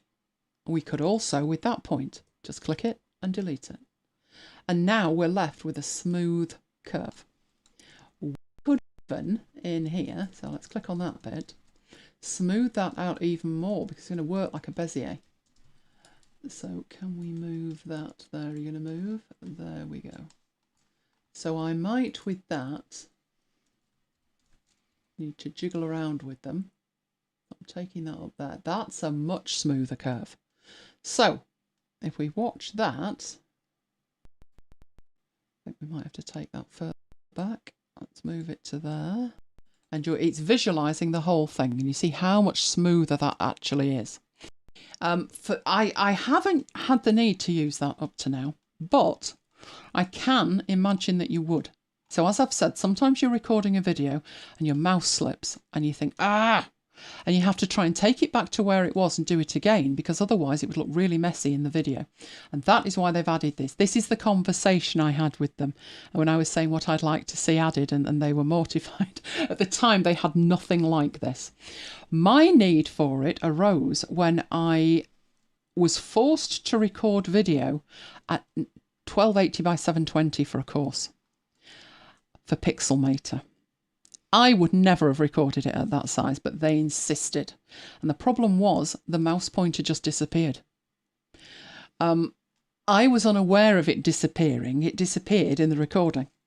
So I had a path that the mouse had moved, but I couldn't see the pointer. Luckily, back then, and this was 12 years ago, 11 years ago, I think, ScreenFlow had the ability to swap out the mouse pointer. And the reason that was important was if it hadn't recorded anything other than the movements, it hadn't recorded the mouse pointer, I could just say use this mouse pointer instead. And it worked brilliantly. So it salvaged the entire video. And that's why I talked to them about it. And they've taken it a step further now in terms of how you can actually move the mouse. So personally speaking, I walk and talk at the same time. I'm used to going live. Other people are less so, so they voice their videos later and therefore may need to smooth out the mouse to make it move a bit faster. And that is what all of this is about. You can see here that you can edit. So as you are over these, you can see all of this. So you could smooth out all of that.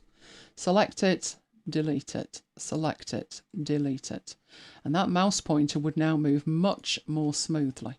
But we only want it to go from there to there. So we could just delete these. So if I move this, get it out of the way,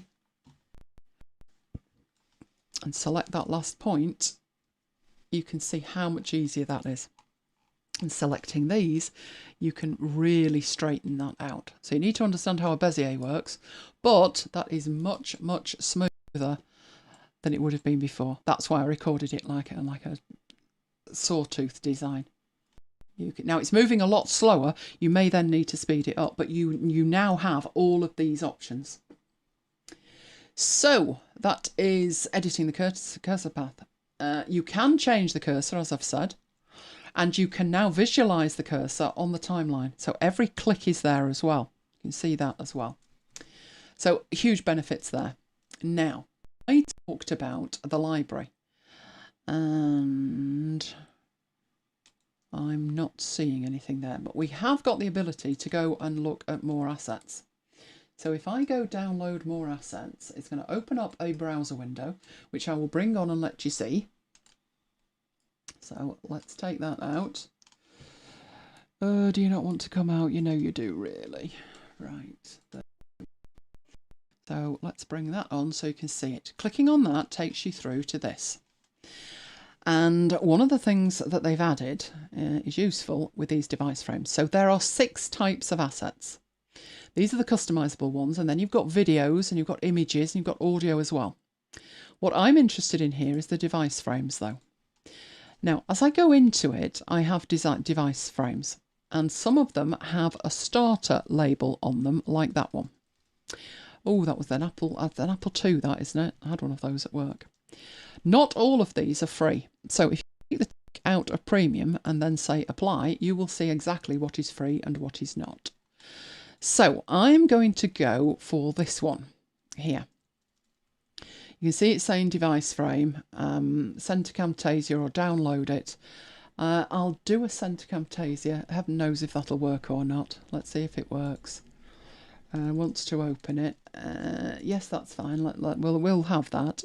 And it should add that into the library or actually open it, one or the other. It doesn't look like it's done either, does it?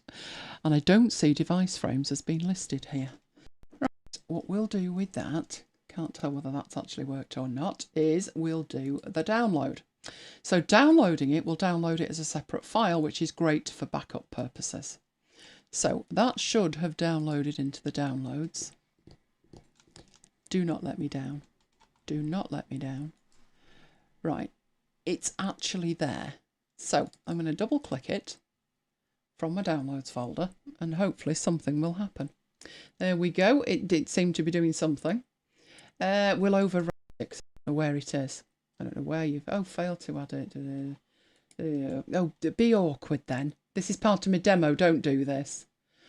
I have no idea which one of these it would be in. Let's have a look. Try smart. No, it's not in there. Okay. We don't actually need any of their stuff to do this. We can do it without. So we'll do it the old-fashioned way. So I'm going to make a new project. new feature. This feature is brand new. You have been able to do this sort of extent that you can now. So I'm going to show you a basic way. So I have a very ropey photo, but it'll do. Right, just that. Picture of a phone. Right, come on. Let's drag you in.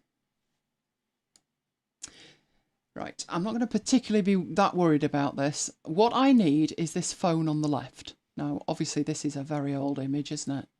That looks like an iPhone 7, but it'll do. Right, we've got these two devices here.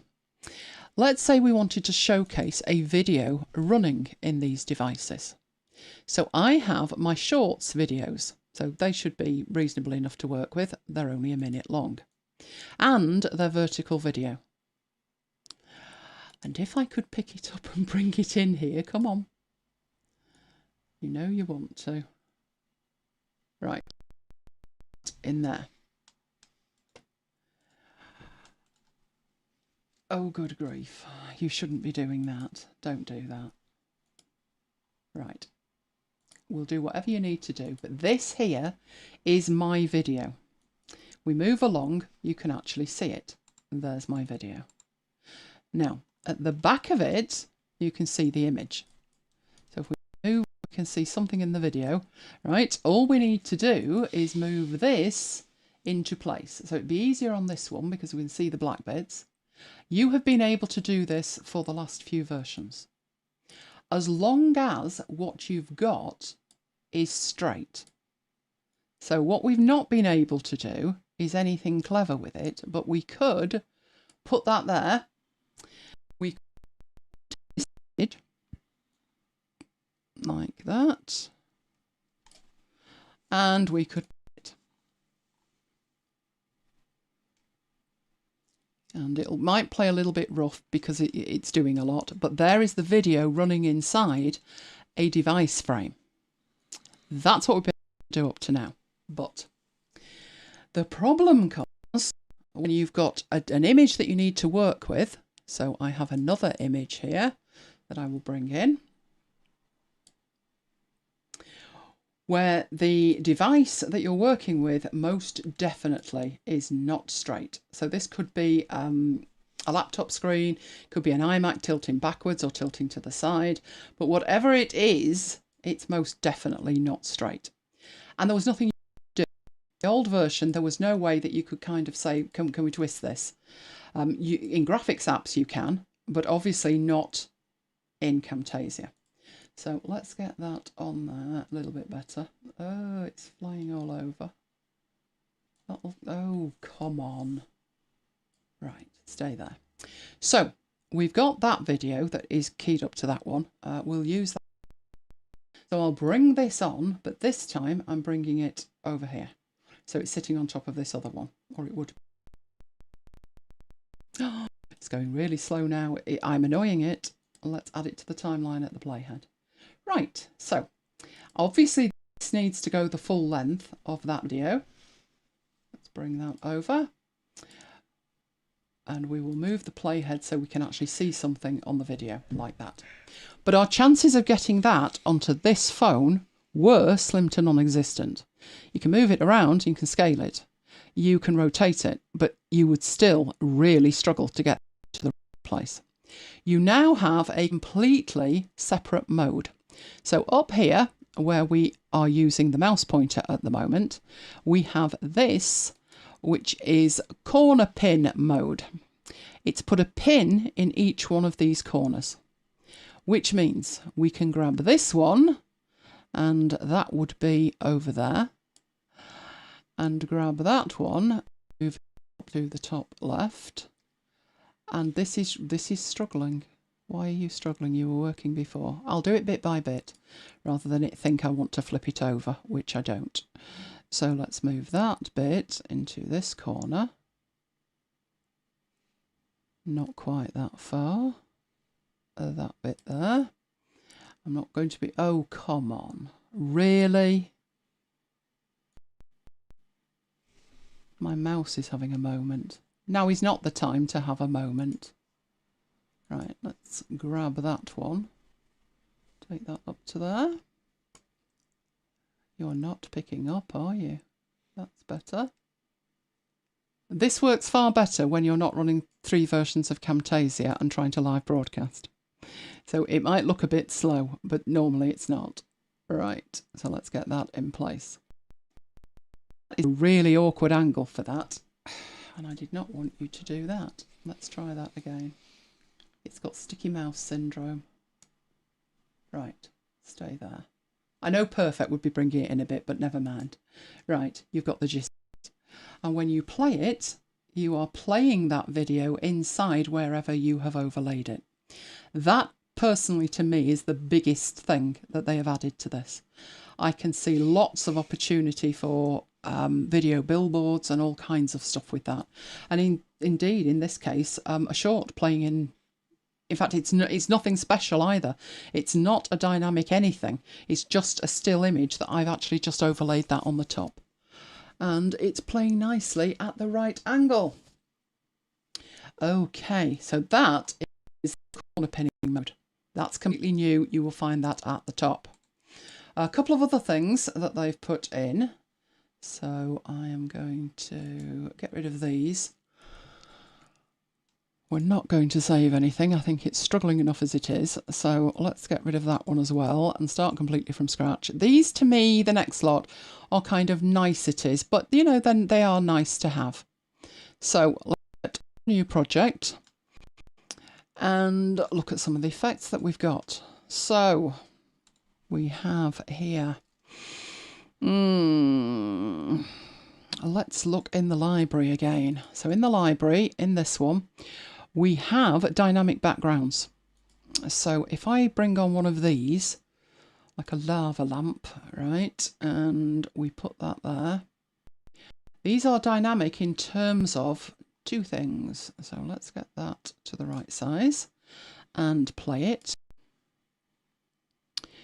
Right, so we got this colour in the background and we've chosen it from there. But if we look down here, we have dynamic properties. And we have 4 colours, and they are obviously the colours that you can see on there. So if you would like that purple to be red, like that, you can change that. You could change this blue to pink. This is going to look terrible, isn't it? And this one that's orange, I might want that one to be the more gold. There we go. So it's totally different. Dynamic in terms of you brought it on, it's not an image. It's something that they have exposed the properties to that you can change up here. Right, you can also in here, I've got these, you can move these around. And so if you want to change it where you've got that down here, again, it's quite slow moving because I've got so much going on, but 2 ways that you can change it. Change the actual colours. What are you doing? Change the... I'm not moving. I am not moving. You want me to click to let go of it? Right. So I've got the colours that I can actually choose, and I've got the points where they actually appear on here. So that is dynamic backgrounds. One of the other things that I think is pretty cool, I predict Mike will be using is there is a thing called a Lottie file. Who's heard of a Lottie file? Lottie, a Lottie file. I have downloaded some Lottie files. Lottie files are now supported. So I've got some, I think I had some hand-drawn things. Let's start with a hand-drawn one. So I've downloaded some files. Lottie files are made with Adobe After Effects inside Camtasia. So what I've downloaded, these hand-drawn ones, as you can see, I get lots of different file formats, and one of them actually says Lottie. But while they are all actually Lottie files, hand-drawn doodles, there is a JSON file, and the JSON file is the one that you want. So in here, I dragged one of these. I think I put it over a background, but we'll bring that in. I have no idea what it is. We're not going to see anything with this because my background is black and so is my hand-drawn thing. But just like the dynamic backgrounds, you've got these dynamic properties. we have in here colour. And instead of having it at black where we can't see a thing, well, we can actually, it's not quite black, is it? But what we can do is change anything you want. And so if I knew that my annotations were going to be like this colour, I can make it that colour, and I play it, you'll see the animation.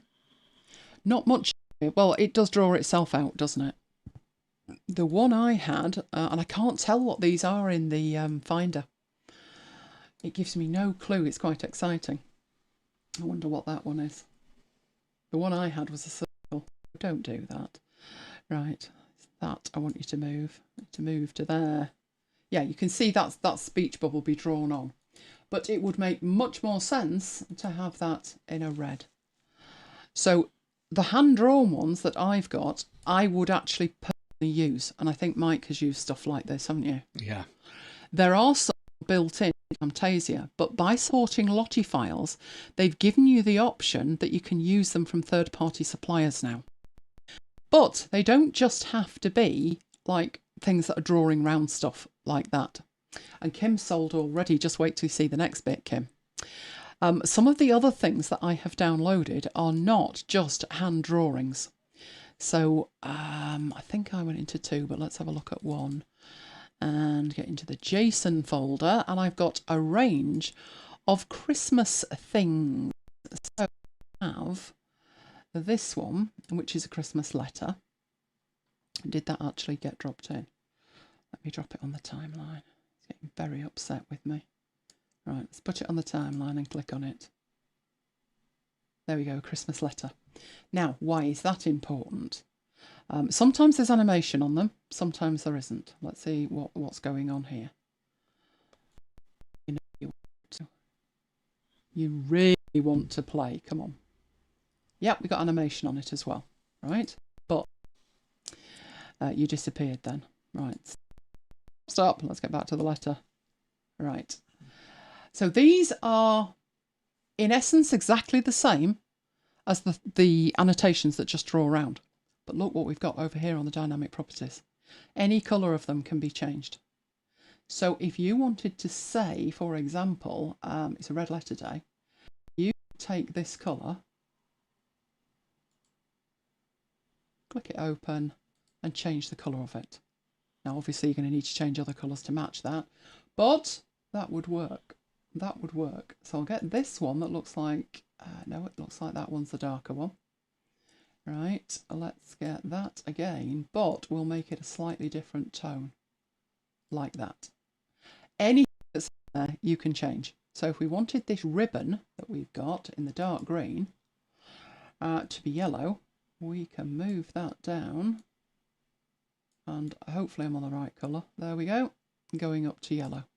So you can recolour all of these things without knowing After Effects. It can all be done in Camtasia. So these are the kind of things that they're adding that make this a general video editor. It doesn't have to be for screen recording. For me, it's beneficial that all of my editing gets done in something like this because I'm already using it for my screen recording. So those are just a handful of the things that they have added, the ones that are important. So there is a site to get some Lottie files and try them out called lottiefiles.com. These that I've got I downloaded from Envato. So I had no idea that Envato had these things, but they did. So I'm loving these, particularly the Christmas ones. I can now predict that in my shorts I'll have lots of these things, and this is why. But it just gets better and better. There have been 2 updates since Tuesday, so they are, when they're finding issues with it being a brand new version, they are fixing them pretty quickly as well. So do we have any questions on that? No, Kim says she's sold. Yes. It is very, very, and as I say, this is the one thing that maintenance I don't think twice. I literally don't think twice. They could easily charge twice as much, to be honest. It's good that they don't. I think their issue is they're updating every year, and they know they are, and they know that people won't update. So if they make it the equivalent of like updating once every 2 years, people will update, and the knock-on effect for them, which should be a benefit, is that fewer people are using old versions, which means their support costs are lower. But that is right. If we got no questions on that, let's get back into there. Right, freebies. I've got some freebies. Wrinkle-free paper. Well, no, actually, free wrinkle paper. You're getting wrinkles. If you've no idea how to use these, let me know, and I'll do a demo of them. But I love stuff like this. It enables you to age standard photos by using them. I think we did a demo, not with wrinkled paper. I think we did it with snow, with some dogs a couple of years ago. And it was a freebie in the Advent thing. So this one is slightly different, but there you go. I'm just noticing as I'm looking at this that your slide for your Excel's vanished. Did it? I've no idea why that happened. Oh, shall I not do my demo then? Oh no, we need to do your demo. Right, we'll make that happen. Oh, this is actually probably a good demo that I'm doing that you are totally unaware of. Right, I discovered that presenting with PowerPoint, it takes 2 screens. And the third screen is blank. So that was fine as far as it went. Then I realised, it's a Premier League dashboard, wasn't it? That you can actually have the interface of PowerPoint sitting there looking at you, and you can edit the file. So we got Premier League dashboard there added, and I can cut straight from that, so that's fine. So I will just do that, which is saving it. And then technically speaking, I'll be able to go into it. It's the wrong side of that, but never mind, that'll do. So I've actually edited that PowerPoint file while you were still watching. Into Mike and his Premier League dashboard. Right, are you ready? I'm ready. Right, and I can see everything on here. Away you go. Shall I start then? Okay.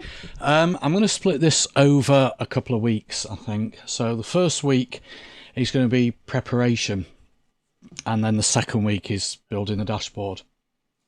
So before I can build the dashboard, I do need some data. There are plenty of websites with Premier League related data, tables, etc, etc. And don't forget the one that you showed the other week. Which one I showed the other week? Raycast has Premier League data. Just type Prem. Oh, right. See, okay. He's forgotten. And can I get that into Excel from Raycast? Yes, if you use the AI. Oh, okay. I might give that a go. Anyway, I usually use the BBC website for the league table, but I was actually looking for more than just the league table. What I was actually looking for was a grid of results that looks like this, that I can then turn into a plain list of results. So I had a good scour across the internet, and I came across this site, footballwebpages.co.uk, and it pretty much had in it the stuff that I wanted to show. Now, you can take data directly from a web page into Excel using Power Query, but only on Windows. So you can go into Windows, Excel on Windows, and you can say data, get data, web, specify a URL, and as long as the table on the web page is an HTML table, so as long as it's not being dynamically generated with something like JavaScript, then you can take that web page, that table from the web page, and bring it straight into Excel. I'm sure I've done that demo many times before on After Hours. Although Excel for Mac has Power Query, the functionality isn't included to bring data in from a web page.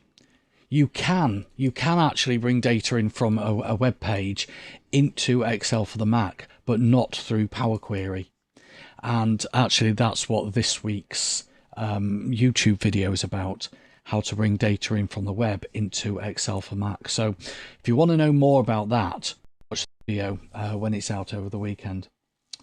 But the website here, the website that I've chosen to use, the other reason I picked it is because I have this option to export as a CSV. So what I'm actually going to do is load the data into Excel from CSV files, because I can't load the data into Excel from the web. it just doesn't have that functionality right now. So if I minimize this, I've actually got these 2 pages. I've already done the extract to CSV, so I'll minimize these, and I've started this file rather than sitting there doing 3 repeats of the same demo. I've already brought the league table in, stuck it in this sheet called I've brought the data in from a CSV file that I didn't show you, which is actually all the Premier League results. So not just United's, all Premier League results. This is actually from the last season because I wanted one that was complete. And I'm going to bring one more CSV file in. So the CSV file I'm going to bring in is the results one. So there is a preview, a quick look of it. It's basically that grid that I've just shown you on the web page. So what I will do is go to data, not that data, data on the ribbon, data, get data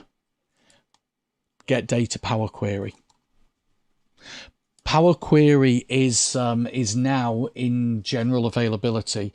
Probably the last time I demoed this on the Mac, it was only available to beta users, but it's now in general availability to anyone who's got 365. However, as you can see, there's limitations compared to the Windows version. There's definitely limitations in terms of what sources are supported. So I'm going to choose CSV.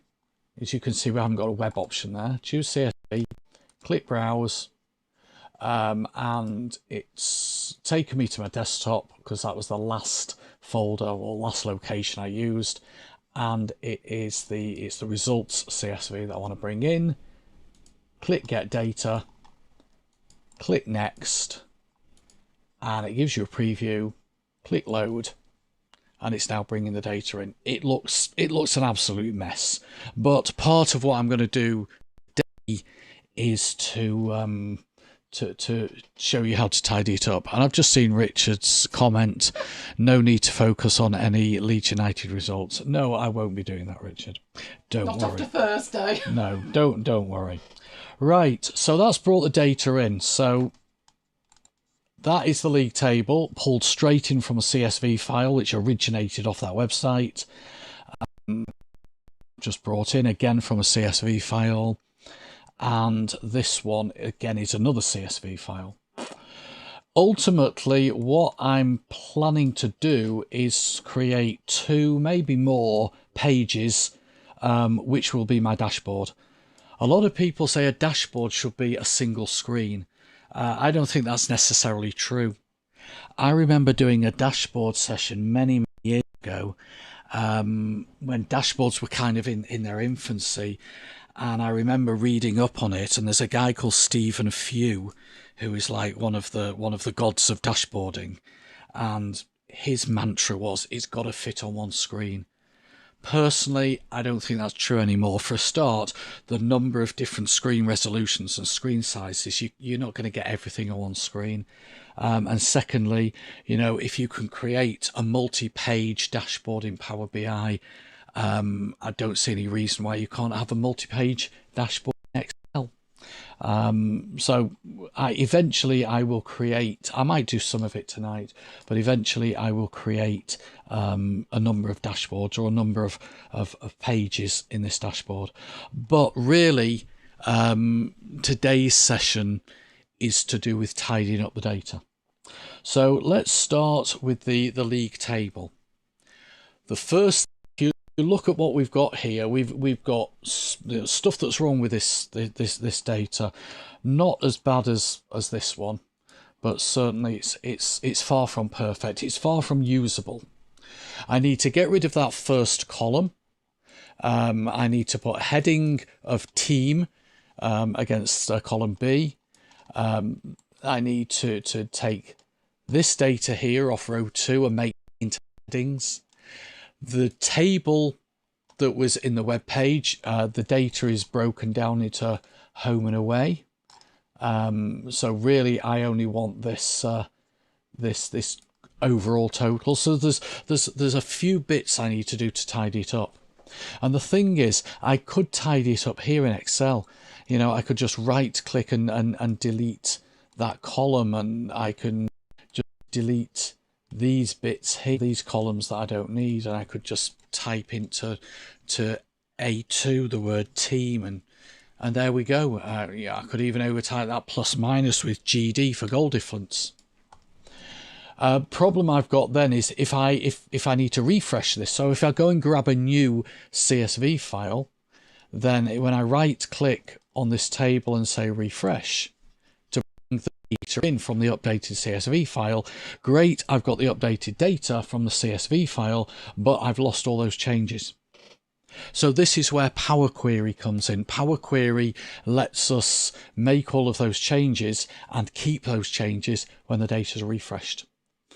So to do that, go to Data, go to Get Data, and go to the Query Editor. And this is the new Power Query Editor in Excel. I did a full session actually on the Power Query in Excel. It must be about a year ago, but it was still in beta at that point. So they have made changes and improvements. But the first thing I want to do is, well, look down the left hand side, and you've actually got 3 queries. One query per data set that's been loaded in. So it's the table that I want. It's that data set.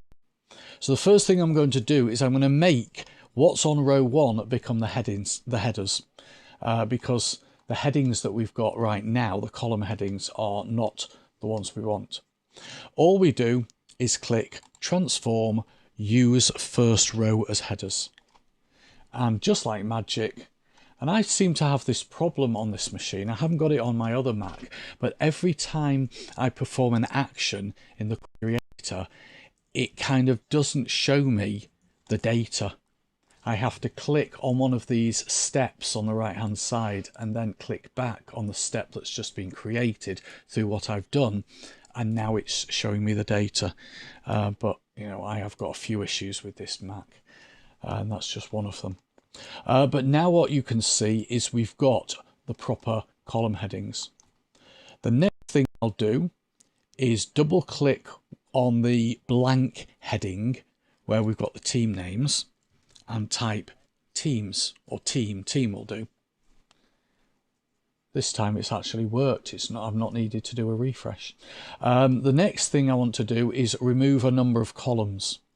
And the quickest way to do that is to go to Home, choose columns, and then I can actually just tick the ones I want. So I want the team, and I want the played, won, lost, drawn, goals for, goals against, goal difference, and points.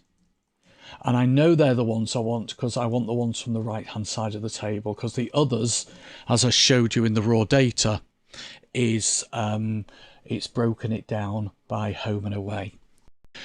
So a question from Richard: you've never used Power Query. You don't know what you're missing, Richard. Can it be used in a file in conjunction with VBA? It certainly can. In a way, VBA kind of sort of replaces, it sort of is replaced by Power Query, although it depends what you're trying to do. If what you're trying to do is just clean up imported data, then this is the way to do it. But VBA can do so much more. What I say now to people is use Power Query for cleaning your data, but use VBA for anything else you want to automate. But yes, it certainly can. So I'll click OK there, and it's tidied that up. The next thing I'm going to do is just rename these column headings. So I'll just do P, W, D, L, F is okay, A is okay. What's this one? Plus minus, I'll change that to GD as in goal difference. And that one is points, that one's okay as well.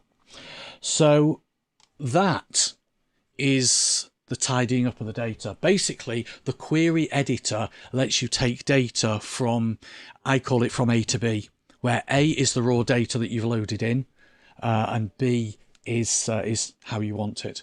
So at this point, I'm happy. I'm going to close and load. Close and load means close the query editor and load it back into the spreadsheet. And there we go. Much tidier now. Readable. Got the column headings that we want got the columns that we got rid of the columns that we don't want. And the beauty of it is that if I do a refresh, so if I just right click refresh, let's imagine that I've downloaded a fresh copy of that CSV file from that web page, which includes the latest results, and I actually downloaded it last weekend, so the results, the games that were played midweek this week are not included, but I could go and grab another copy of the CSV file, and then hit refresh, and it'll load in the updated data, but it'll also go through all those actions. So in a way, it is automation, and that's why I say, Richard, it kind of replaces VBA. If I go back into the query editor, data, launch query editor, what you've got is you've got all of these steps, and hitting refresh literally just goes through those steps one at a time. So it really is like a macro. And if you look, if I click on each of these steps and you look up here, this is the code it's written for you. Code is written in a language called M, which is a Microsoft language, but it writes the code for you, very much like the macro recorder. Okay, so that is the first data cleanup. The second data cleanup was on the results table. So this is the data that came in from that grid structure. It was a CSV file, but it was taken from a web page where the data is in a grid structure. And I'm sure you've seen it. I'm sure you've seen those. I'm sure you've seen those grid structures. Yeah. That show you the home teams down the left and the away teams at the top, and then you've got the results in between. A bit like those league ladder things that they used to put in Shoot. But obviously we can't use the data in this format. One, it's totally unusable. And two, I actually want the data in a plain list for what I need to do. And that's the thing you've got to think about. You've got to think about what you're doing with the data. And what I ultimately need to do with the data is build some pivot tables and charts and stuff like that. So the data, even if I tidied it up and got rid of these equal signs and got rid of these double quotes and stuff like that, it's not going to work for me for this report in a grid structure. For me, it's got to be in a table. So what I'm going to do first is I'm going to issue the command to use the first row as headers, which is just like the other data, because again, I've got the header row is not right. So I will click on transform, use first row as headers. And what it's now done is it's taken what was on row 1 and made it the column headings. Okay, so that's the first thing.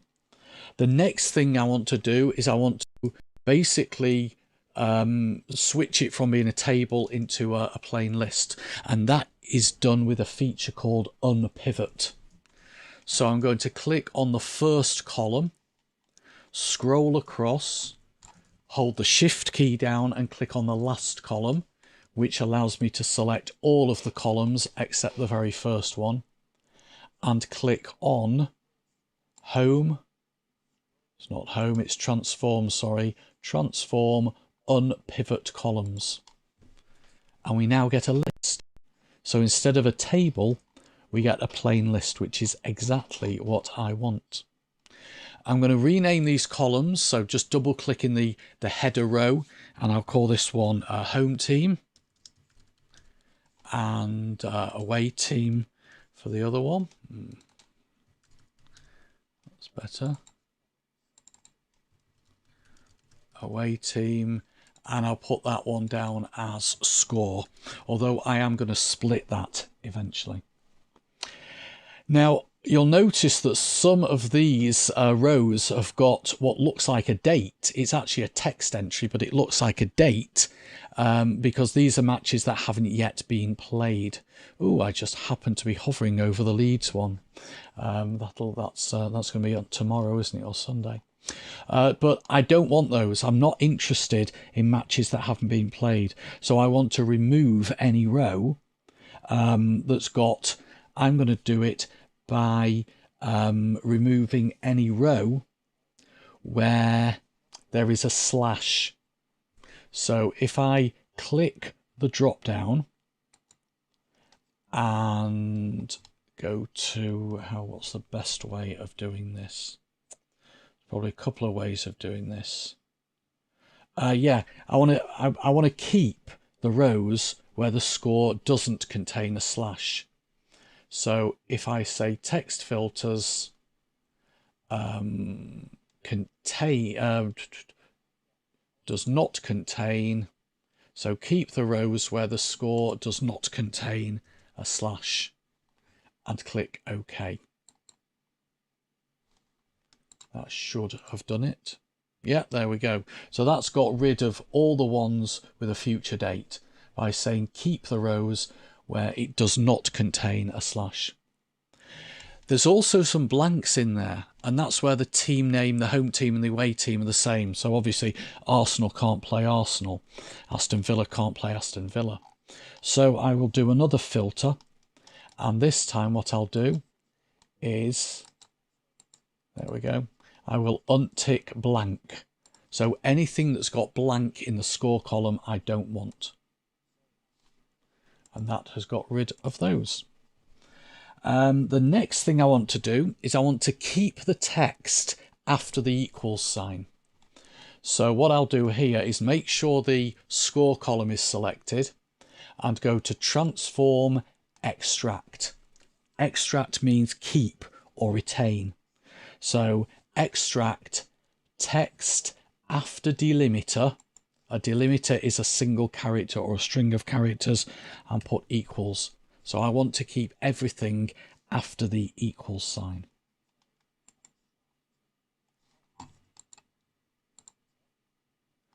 Then I want to remove the double quotes. Now, I think I had an issue with this, but I'll try it anyway. Actually, before I remove the double quotes, what I'm going to do is I'm going to split that column into two using the hyphen as the separator. So with that column selected, transform, split column by delimiter, set the delimiter as a custom delimiter because the one I want, which is the hyphen, is not in that list, and type the hyphen and click OK. It hasn't actually split it there, but it has got rid of the double quotes. So I'll try splitting it again. So I'll go to the same column and do the same command. So transform, split column by delimiter, specify the hyphen, click OK. That looks like it's done it. Yeah, so it must have been the double quotes, extra column null, and removing the, the first split removed the double quotes. I don't want this column. I don't need this column now. So I can remove it by going to Home and Remove Columns. And then what I'll do is I'll just rename these. So instead of score.3, I will call that one goals each and goals A.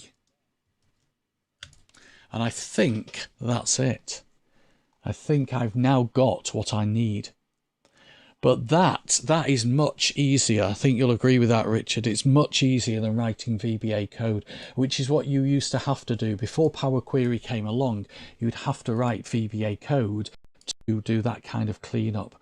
And, you know, that could take you a long, long time to do. So let's come out of the query editor, close and load. Let's go to the results tab, and there it is.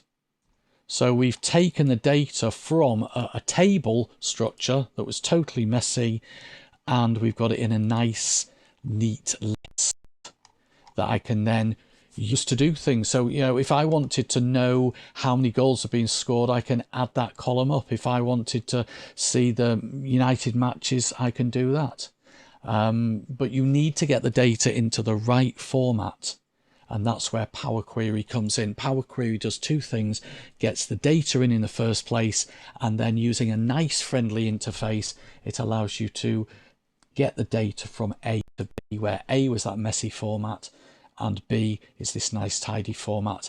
And again, if I choose to do a refresh, right click refresh, not only does it bring the data in, but it also tidies it up.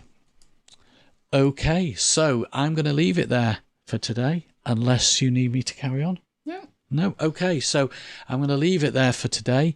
And then next week, I will actually take this imported data and tidied up data. I'm going to save the file, and I can then keep this file as it is, ready for next week, where I will show you how you can use that data to build reports and dashboards. Okay, I will pass back to you. You have to give me 1 second. Right. All kinds of stuff going on over here. Right, let's save that. Okay, so before you start, I see a question from Richard. You often use non-tabular data sets. Will Power Query still work? You can try, Richard.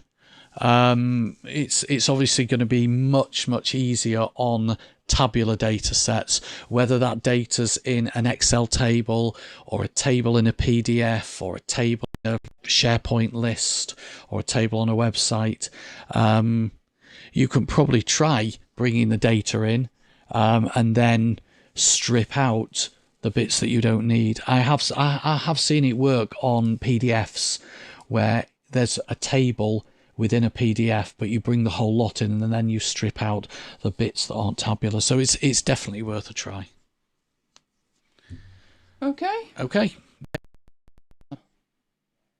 Right, Obsidian. Right, we're looking at a plugin, and we're looking at it specifically in relation to creating maps of content, but it can do much more than that. So the plugin in question is DataView, and it's a community plugin. So before you try using it, you will have to enable support for community plugins, but beyond that, it's incredibly simple. So what DataView gives you is a view of your data in one of 4 formats. And that is, it can generate a list, a table, a list of tasks, or a calendar view. Now, you might be wondering, well, hang on a minute. I understand in Notion that I build databases, and therefore I can have different views. But so far in Obsidian, I've said it's like an integrated development environment that sits on top of a folder full of text files. So up to this point, you could have created thousands and thousands of notes and then thought, well, just a minute, I've not categorized them in any kind of way. That doesn't necessarily stop DataView from working. So I will explain how it works, but you can still have your data in Obsidian in any kind of ramshackle way that you choose.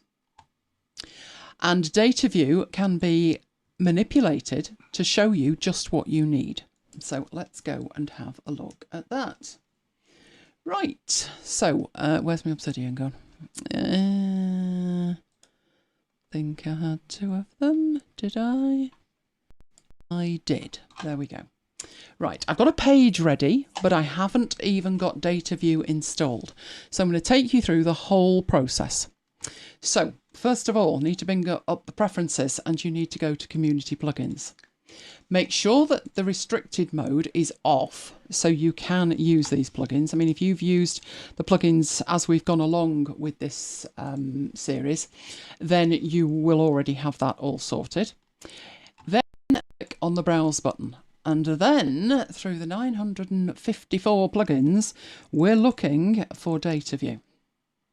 So it is this one, last updated 3 months ago, and you can see there's almost 750,000 users using it. So click on there. You can read through this if you like.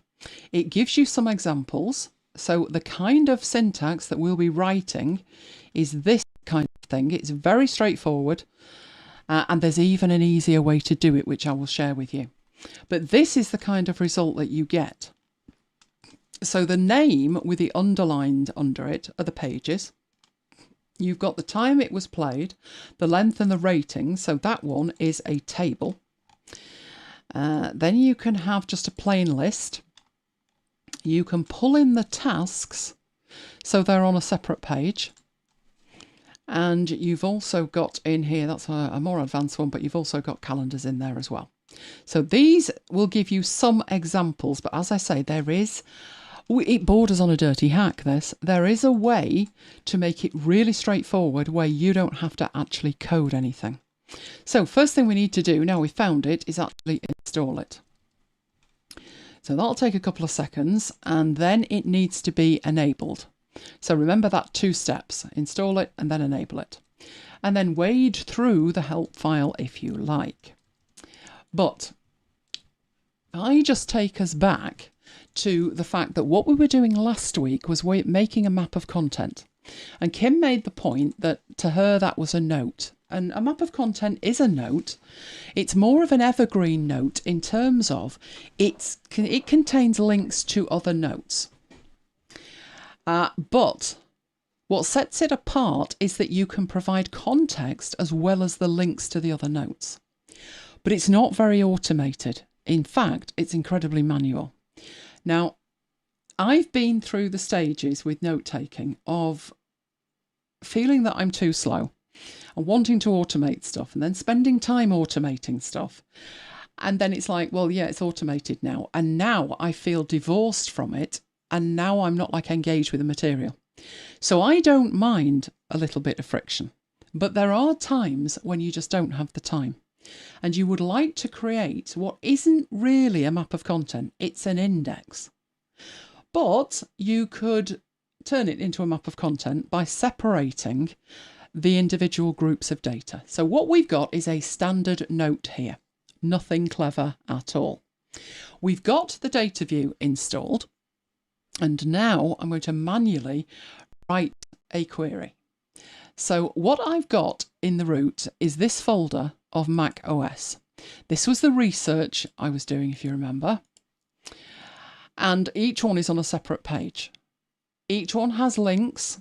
You know, each is linking to the other and whatever. That's fantastic because we made this WWDC 2023 map of content.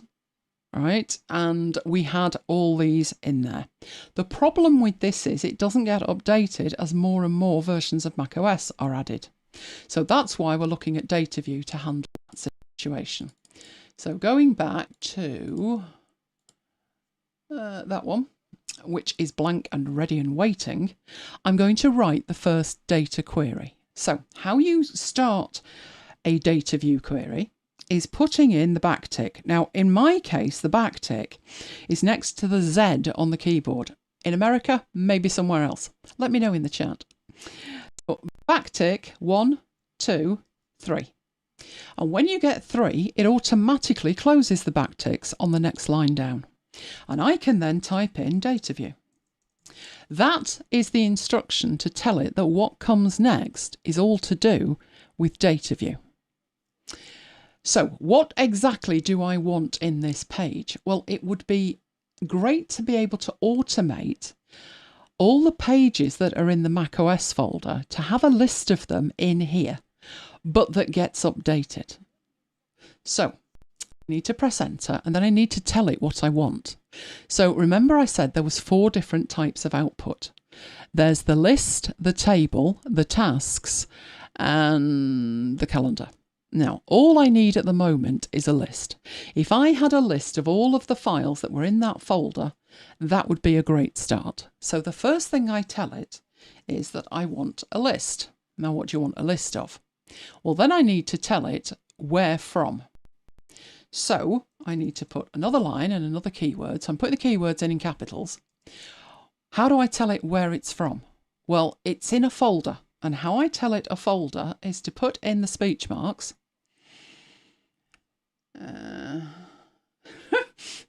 Zimbop's seeing Tilda Batki and thinking of basmati rice. There's always one, isn't there, Simon?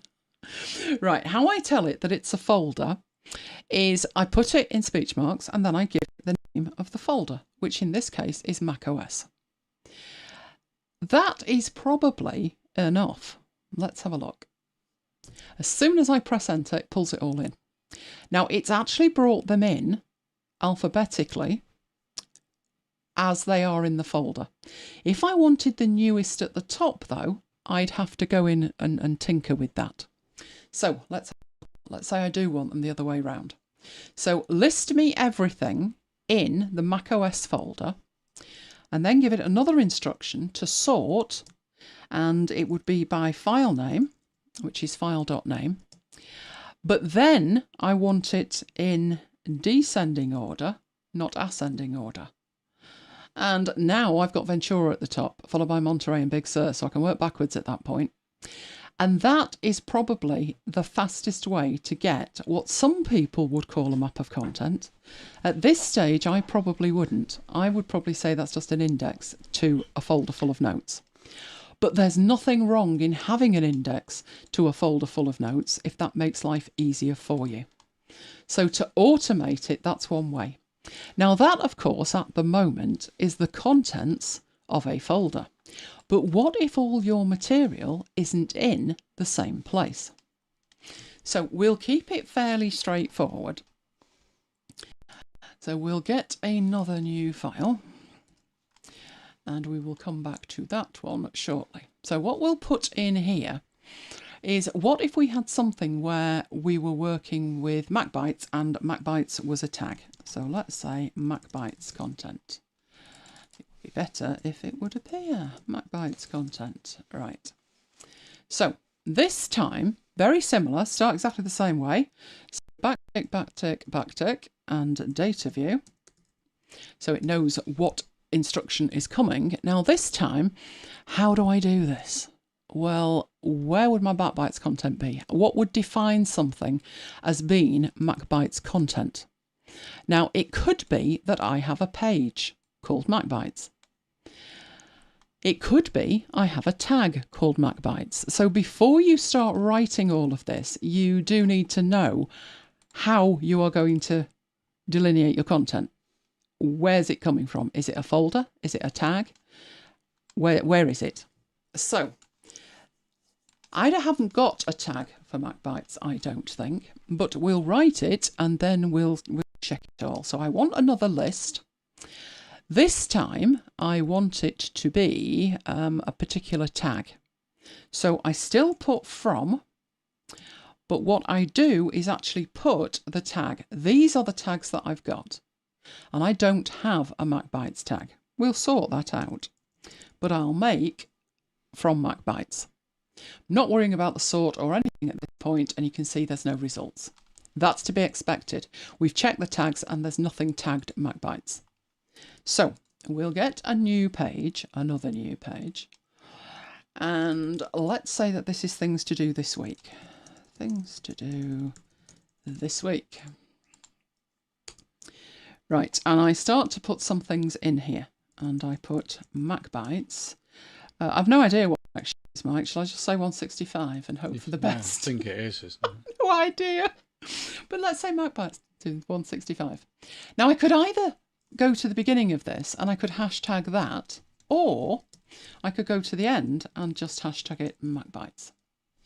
I prefer to have the tag at the end, especially if I put something like record MacBytes. I would want that at the end. Notice straight away, as soon as that tag appeared, look what happened on the left-hand side. 166. Oh, we done to 165. Good grief, who knew? Right, Well, we didn't. We didn't. Right. Notice straight away that I've then got a link of things to do this week. So it's linking to the page containing the tag. So if I were to go to my Mac stuff in here, and let's say I was going to do a piece about Ventura, and I just decide at the bottom of it there, hashtag that MacBytes. and OK. Why are you not appearing? I have no idea. Oh, there you go. About time. So as soon as something is tagged, within a couple of seconds, it appears in your list. So it could be that your files are in a set location. It could be they have a set tag. Now, if you've used other block-based editors, you may have tried Roam Research. And in Roam Research, tags and pages are one and the same. In Obsidian, they are not. So you are not bringing back here anything that may be linked to a page called MacBytes. So having the tag MacBytes is all very well, but what if I had a page called MacBytes? So what that would look like would be this. Let's go over there and make a new file, lose that one. And that I'm going to put tag, which means MacBytes tag. MacBytes content, but it's based on a tag. This one here is going to be MacBytes content, but this time it's going to be based on a page. So our query in here needs to be slightly different. Instead of saying hash MacBytes, we would take this, because we can, and we would paste it in there, and instead of saying hashtag MacBytes, we would put in there how you would refer to a page, which is the double brackets. Now, at the moment, no results. That's because we don't have a MacBytes page and nothing is linked to it. Right. What I'll do is, in here, we'll make a new page. We will call that MacBytes. Again, at the moment, there's nothing linked to it. So let's get rid of the tags one. And we still have no results because there's nothing linked to it. There's nothing referring to it. There's no linked mentions. There's no unlinked mentions. So let's get a page. Go in here. And this time on the Monterey, instead of using a tag, I could use a page. So I put in the double brackets. I choose MacBytes and I wait with a bit of luck. There we go. It comes through then. So you can link to pages in a specific location, pages that have a specific tag, or pages that refer to specific other pages. One question I get asked a lot is, when do I use a tag and when do I use a page reference? And given that they act quite similarly, you could say do whatever you want. But I always think I don't want to come to it into Obsidian and find I've got 3 million tags, because it makes organising them much more difficult. So I did go down the route of I'll add this tag and that tag, but now I don't. The only tags I have, I think I've got about 8. I've got a tag for mic, I've got a tag for work in progress, I've got a tag for follow-up. But the kind of action tags, what I do with the mic tag is when we've got 5 minutes to sit down, because someone was very busy this week, weren't you? When we've got 5 minutes to sit down, I'll just click on the mic tag and I'll say, oh, there was this and this and this, and that's dealt with. And then when it's dealt with, I delete the tag from whatever it was next to. I could have a mic page, but a mic page is going to have content on it, like maybe his phone number and personal details. So the tag works well to temporarily tag something and then just remove the tag. If I'm doing something like a show, so we've got this MacBytes page, I would actually have a page for MacBytes, which is the show number. So tonight I've been delivering this session from a page in Obsidian that is called MacBytes After Hours 192. And that's a proper page. Why wasn't it a tag? Because I want to see the content of it all together. The content is on that page. So I would refer to that page rather than use a tag. But it, as you can see here, it doesn't really matter how you go about this. Now, the other problem you've got, let's have a look. We've done lists so far, but what if what you want to bring back, there's nothing there that you can hook into? So all of the pages aren't in a separate location. All of the pages aren't tagged something. What about situations like that? Now, I've shown you that data view can work straight out the box without you doing anything clever at all. You can refer to folders, tags, pages, however you want to work. But there is a way that you can make it even better. So we have in our inbox, I think, some sessions. We put in some fake sessions, right? So there's session 1. And you will notice in there, let's get rid of this, that I have this meta block. And within the meta block, I have things that say date and a double colon. That came from Rome. I used Rome Research and I just carried on doing that. They are properties of this page, but there is another way to do that. And I did try this, but I must admit it's not for me. And that is to use something called YAML. So if I move up to the very top of this page, YAML is a name for, why are you doing that? Don't do that. Right, YAML is stands for yet another markup language. And it means that you put metadata at the top of the page. So instead of doing what I've done there, you could put 3 dashes. Now look what happens to the rest of the page. It's like, whoa, what happened? What happened? You need to open the YAML and you need to close the YAML with another 3 dashes. Then you can put your metadata in between the dashes. So if I wanted to put in here, now obviously I've got date, time, presenter and series. But maybe I'm working through this and I want to put something in like status.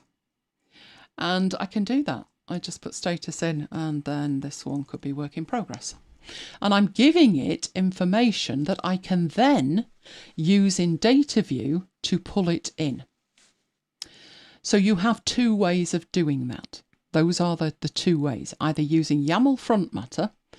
The reason I don't use the YAML front matter is it's a little bit untidy. Now it doesn't have to be, because if you switch from edit view to read view, the YAML disappears. But that just annoys me because then it's like, where's the YAML? What did I put in the YAML? So I must admit, I do prefer the metadata approach. I also need to caveat this with, I do have some data view queries, but I do not go crazy with data view queries because I did that kind of thing in Rome and I realised, you know what, simple's better. So I do tend to keep it quite simple. But that is what YAML is and that is what it's used for, and you can refer to it in the query.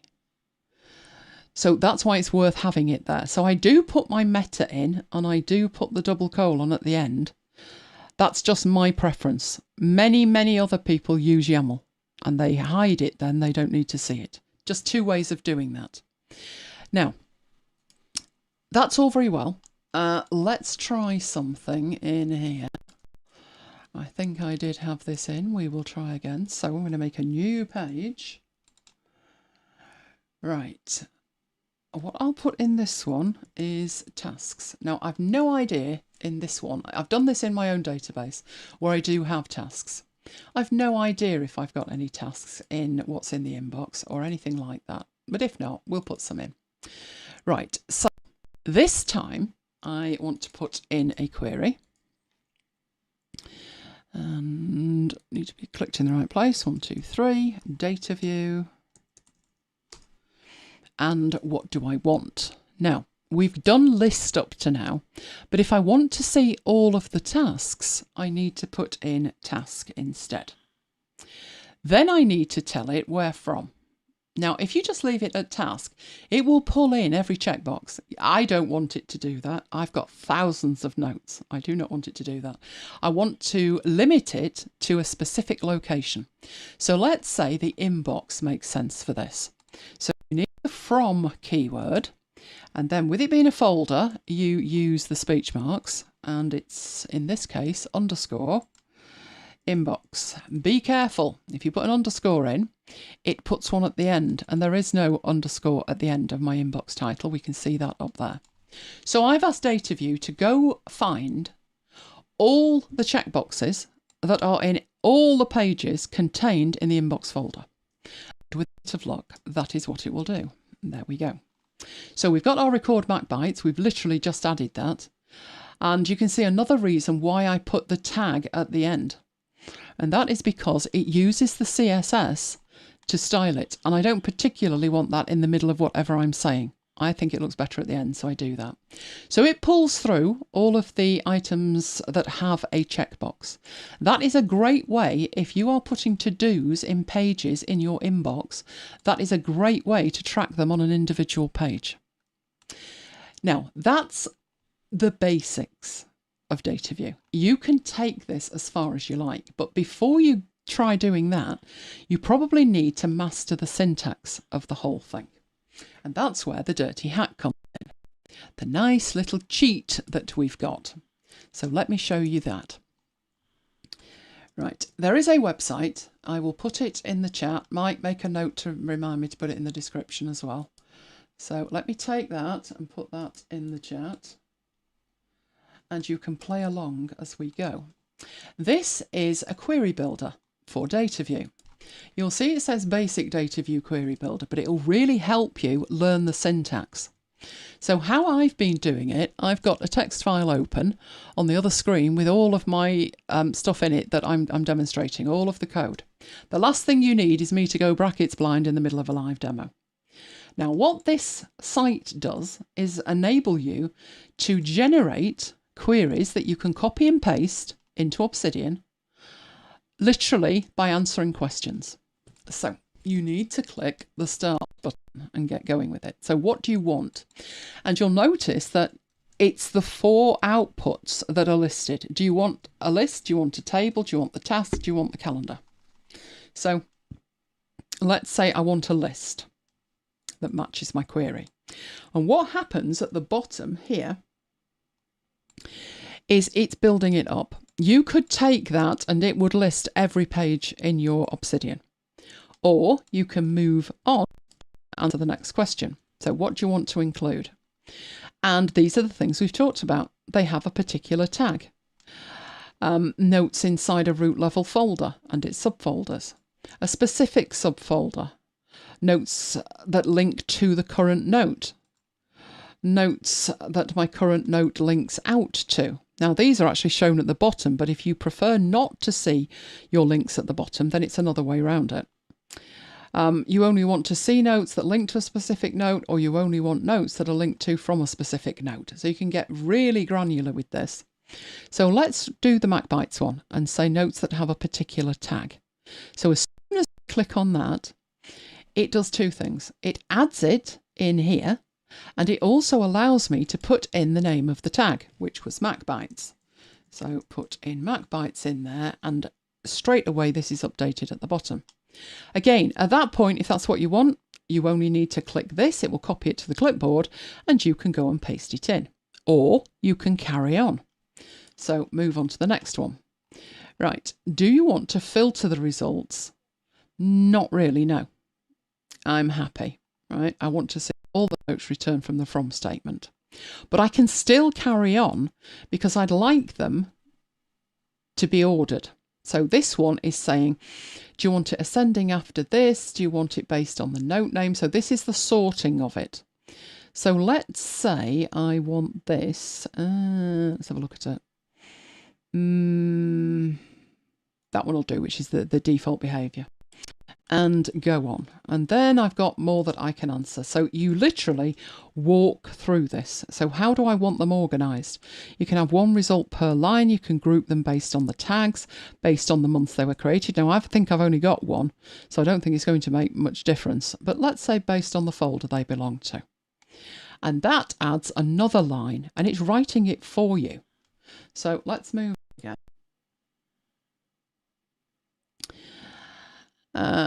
Choose everything or only show me the first few matches. Well, I want to see everything at this point. And I've got that. Hit the copy button.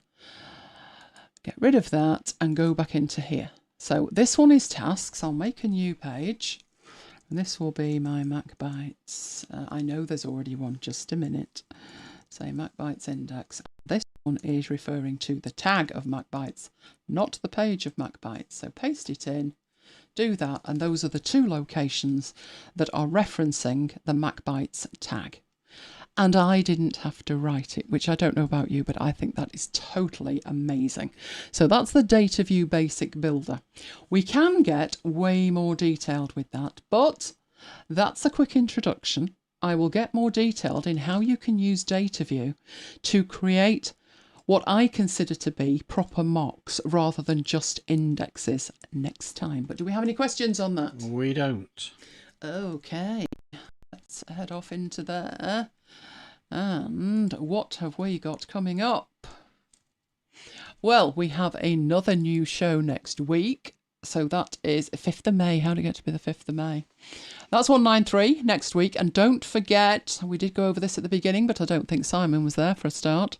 We have a special announcement. Simon is going to want to make a note of this. Monday, the 8th of May, so a week on Monday, early, 7 o'clock UK time, just the kind of coronation special Simon's going to enjoy. And hopefully the rest of you. So that will be happening 7 o'clock, 8th of May, which is a national holiday in the UK. Thanks to Charlie and his coronation thing. Carol enjoyed that. You always thought data view was too complicated. It can get complicated, but it doesn't have to. So I will show more on it next week, but that's a really solid, good start. And the basic builder will build it for you. And you can learn as you go by asking it, give it different criteria and then see what it writes. And then you can take it and make it your own. Oh, you could just ask the AI. I wonder if that'd work. I might make a note. I will check that and let you know next week. Will the AI write it for you? So hopefully you'll be able to join us at MacBites FM for the Marooned at MacBites headquarters coronation special. Who wouldn't want? Right, on demand we have everything that we do, and that is at youtube.com/Elaine Giles. There is a playlist dedicated to all things after hours, and you can find that at macbites.co.uk/after hours playlist. And of course, we love you guys. And if you love us, you could do a couple of things. You could give us a like on the video, and you could subscribe and hit that notification bell, and that way you won't miss anything that we do. My mail list is elainegiles.com/VIP. That's where you hear about all the live sessions first. But if it's after hours that you're interested in, those mails go out via MacBites, and that is macbites.co.uk/macbites-mail. We also have the ever amazing Slack chat room where we carry on the conversation. If you are not already a member, you can join at macbites.co.uk/join Slack. If you are already a member, don't do that because you create a new account. You just need to go to macbites.co.uk/Slack and you will be able to log in. And that is what we have for you today. So, we got any questions? I don't think so. Oh, I think Simon is rather happy about Marooned. Night, Peter. Well, it had to be done, didn't it? If you missed the bit at the beginning, Simon, shame on you. But what I was saying was everybody's getting giddy over the coronation, and I can't say I really am. Couldn't really be bothered. Will I watch it? I have no idea. But I felt a party was in order. And I thought, well, obviously, a MacBites party. Who wouldn't want a MacBites party? So that's what we're doing. That's our thing for the coronation. By then, of course, it will all be over, including the shouting, which is probably the best way to enjoy it. So I said at the beginning, probably 2 seconds about the coronation. Yeah, it happened. Let's move on. And then we'll be all MacBitesy and Maroonedy. So there you go. Right. Do we have any other questions about anything? No, we don't. That means ice cream, but it's a bit late, isn't it? I might do the ice cream thing anyway, you never know. Did you make a note of trying the AI? Yeah. That's going to be so exciting if it works. That would be very clever. Oh, just think of the prompts that we could build for that. So fingers crossed that works. I will let you know on that next week. And at some point, well, we're clearly ahead of ourselves if we didn't think we'd recorded 165. And actually, we're ready for 166. And I've got Hindenburg to sort out with that. At least it stopped crashing when you insert other files. I'll probably find other issues with it. I should probably have mentioned that the stuff's backwards compatible. You just lose the colours. So I think maybe 166. Who knows? Get the Aldi chocolate that you linked. Whoa, I didn't see Aldi chocolate. Mike, where's the link to the Aldi chocolate? I didn't see you linked it. He says, get the Aldi chocolate that I linked. Did you link it in here or did you link it in Slack? I'm a bit behind in Slack. I didn't see you link it, Jamie. Jamie, put it in again. If there's something going on here that I am unaware of, I need to be aware of it. Is this why you go to the gym? I find it easier just not to eat at all, and then I don't have to go to the gym. I know you mentioned it, but I didn't see any link. Oh, we've lost the link to Aldi chocolate. Let me do Google's Aldi chocolate. Is it drinking chocolate or? No, it's proper chocolate. Oh, it's not that dark stuff, is it? No, it's. Is it milk chocolate? A chocolate bar, milk and white chocolate combined. Oh, I remember that years ago. It wasn't from Aldi though, wasn't it? Was it Dairy Milk that brought one out that was half and half? Oh, yeah, Dairy Milk. It might not let them put links in the chat. Oh, I thought you could put links in the chat. Stick it in Slack, Jamie. No, stick it in here. I need to click it. Yeah, but if it doesn't let I've done the Googles, but I'm not sure if this is 50-50 chocolate. Do you remember Terry's Moonlight? That was. If it's not letting them put links in there. Is it that one? That looks like it's 50-50. Shocker. There you go. Go and find it. Shocker. Oh, it's a shame Kim's gone because she authorises, she certifies something to not actually be chocolate. White chocolate's not chocolate, apparently. Oh, I see the brand. I see the brand. So I'm there. It is. I think I've got a picture of it. Is the white on the inside? No, these are filled mini bars. Oh, Jammy, what have you done? Oh, you've opened a can of worms now. Now I'm looking at all of it. Oh, I'll have to get a gym membership. No, that would never do, would it, Mike? No, that would never, ever do. Trust me, never darken a gym's door. It's too peoply. Mind you, anywhere other than the office is too peoply for me, I'm afraid. But there you go. Right, I'm going to look that up, Jammy. I am. But for the moment, I'm going to say good night from me. And good night from me. And we will both see you next time. Stay safe, guys.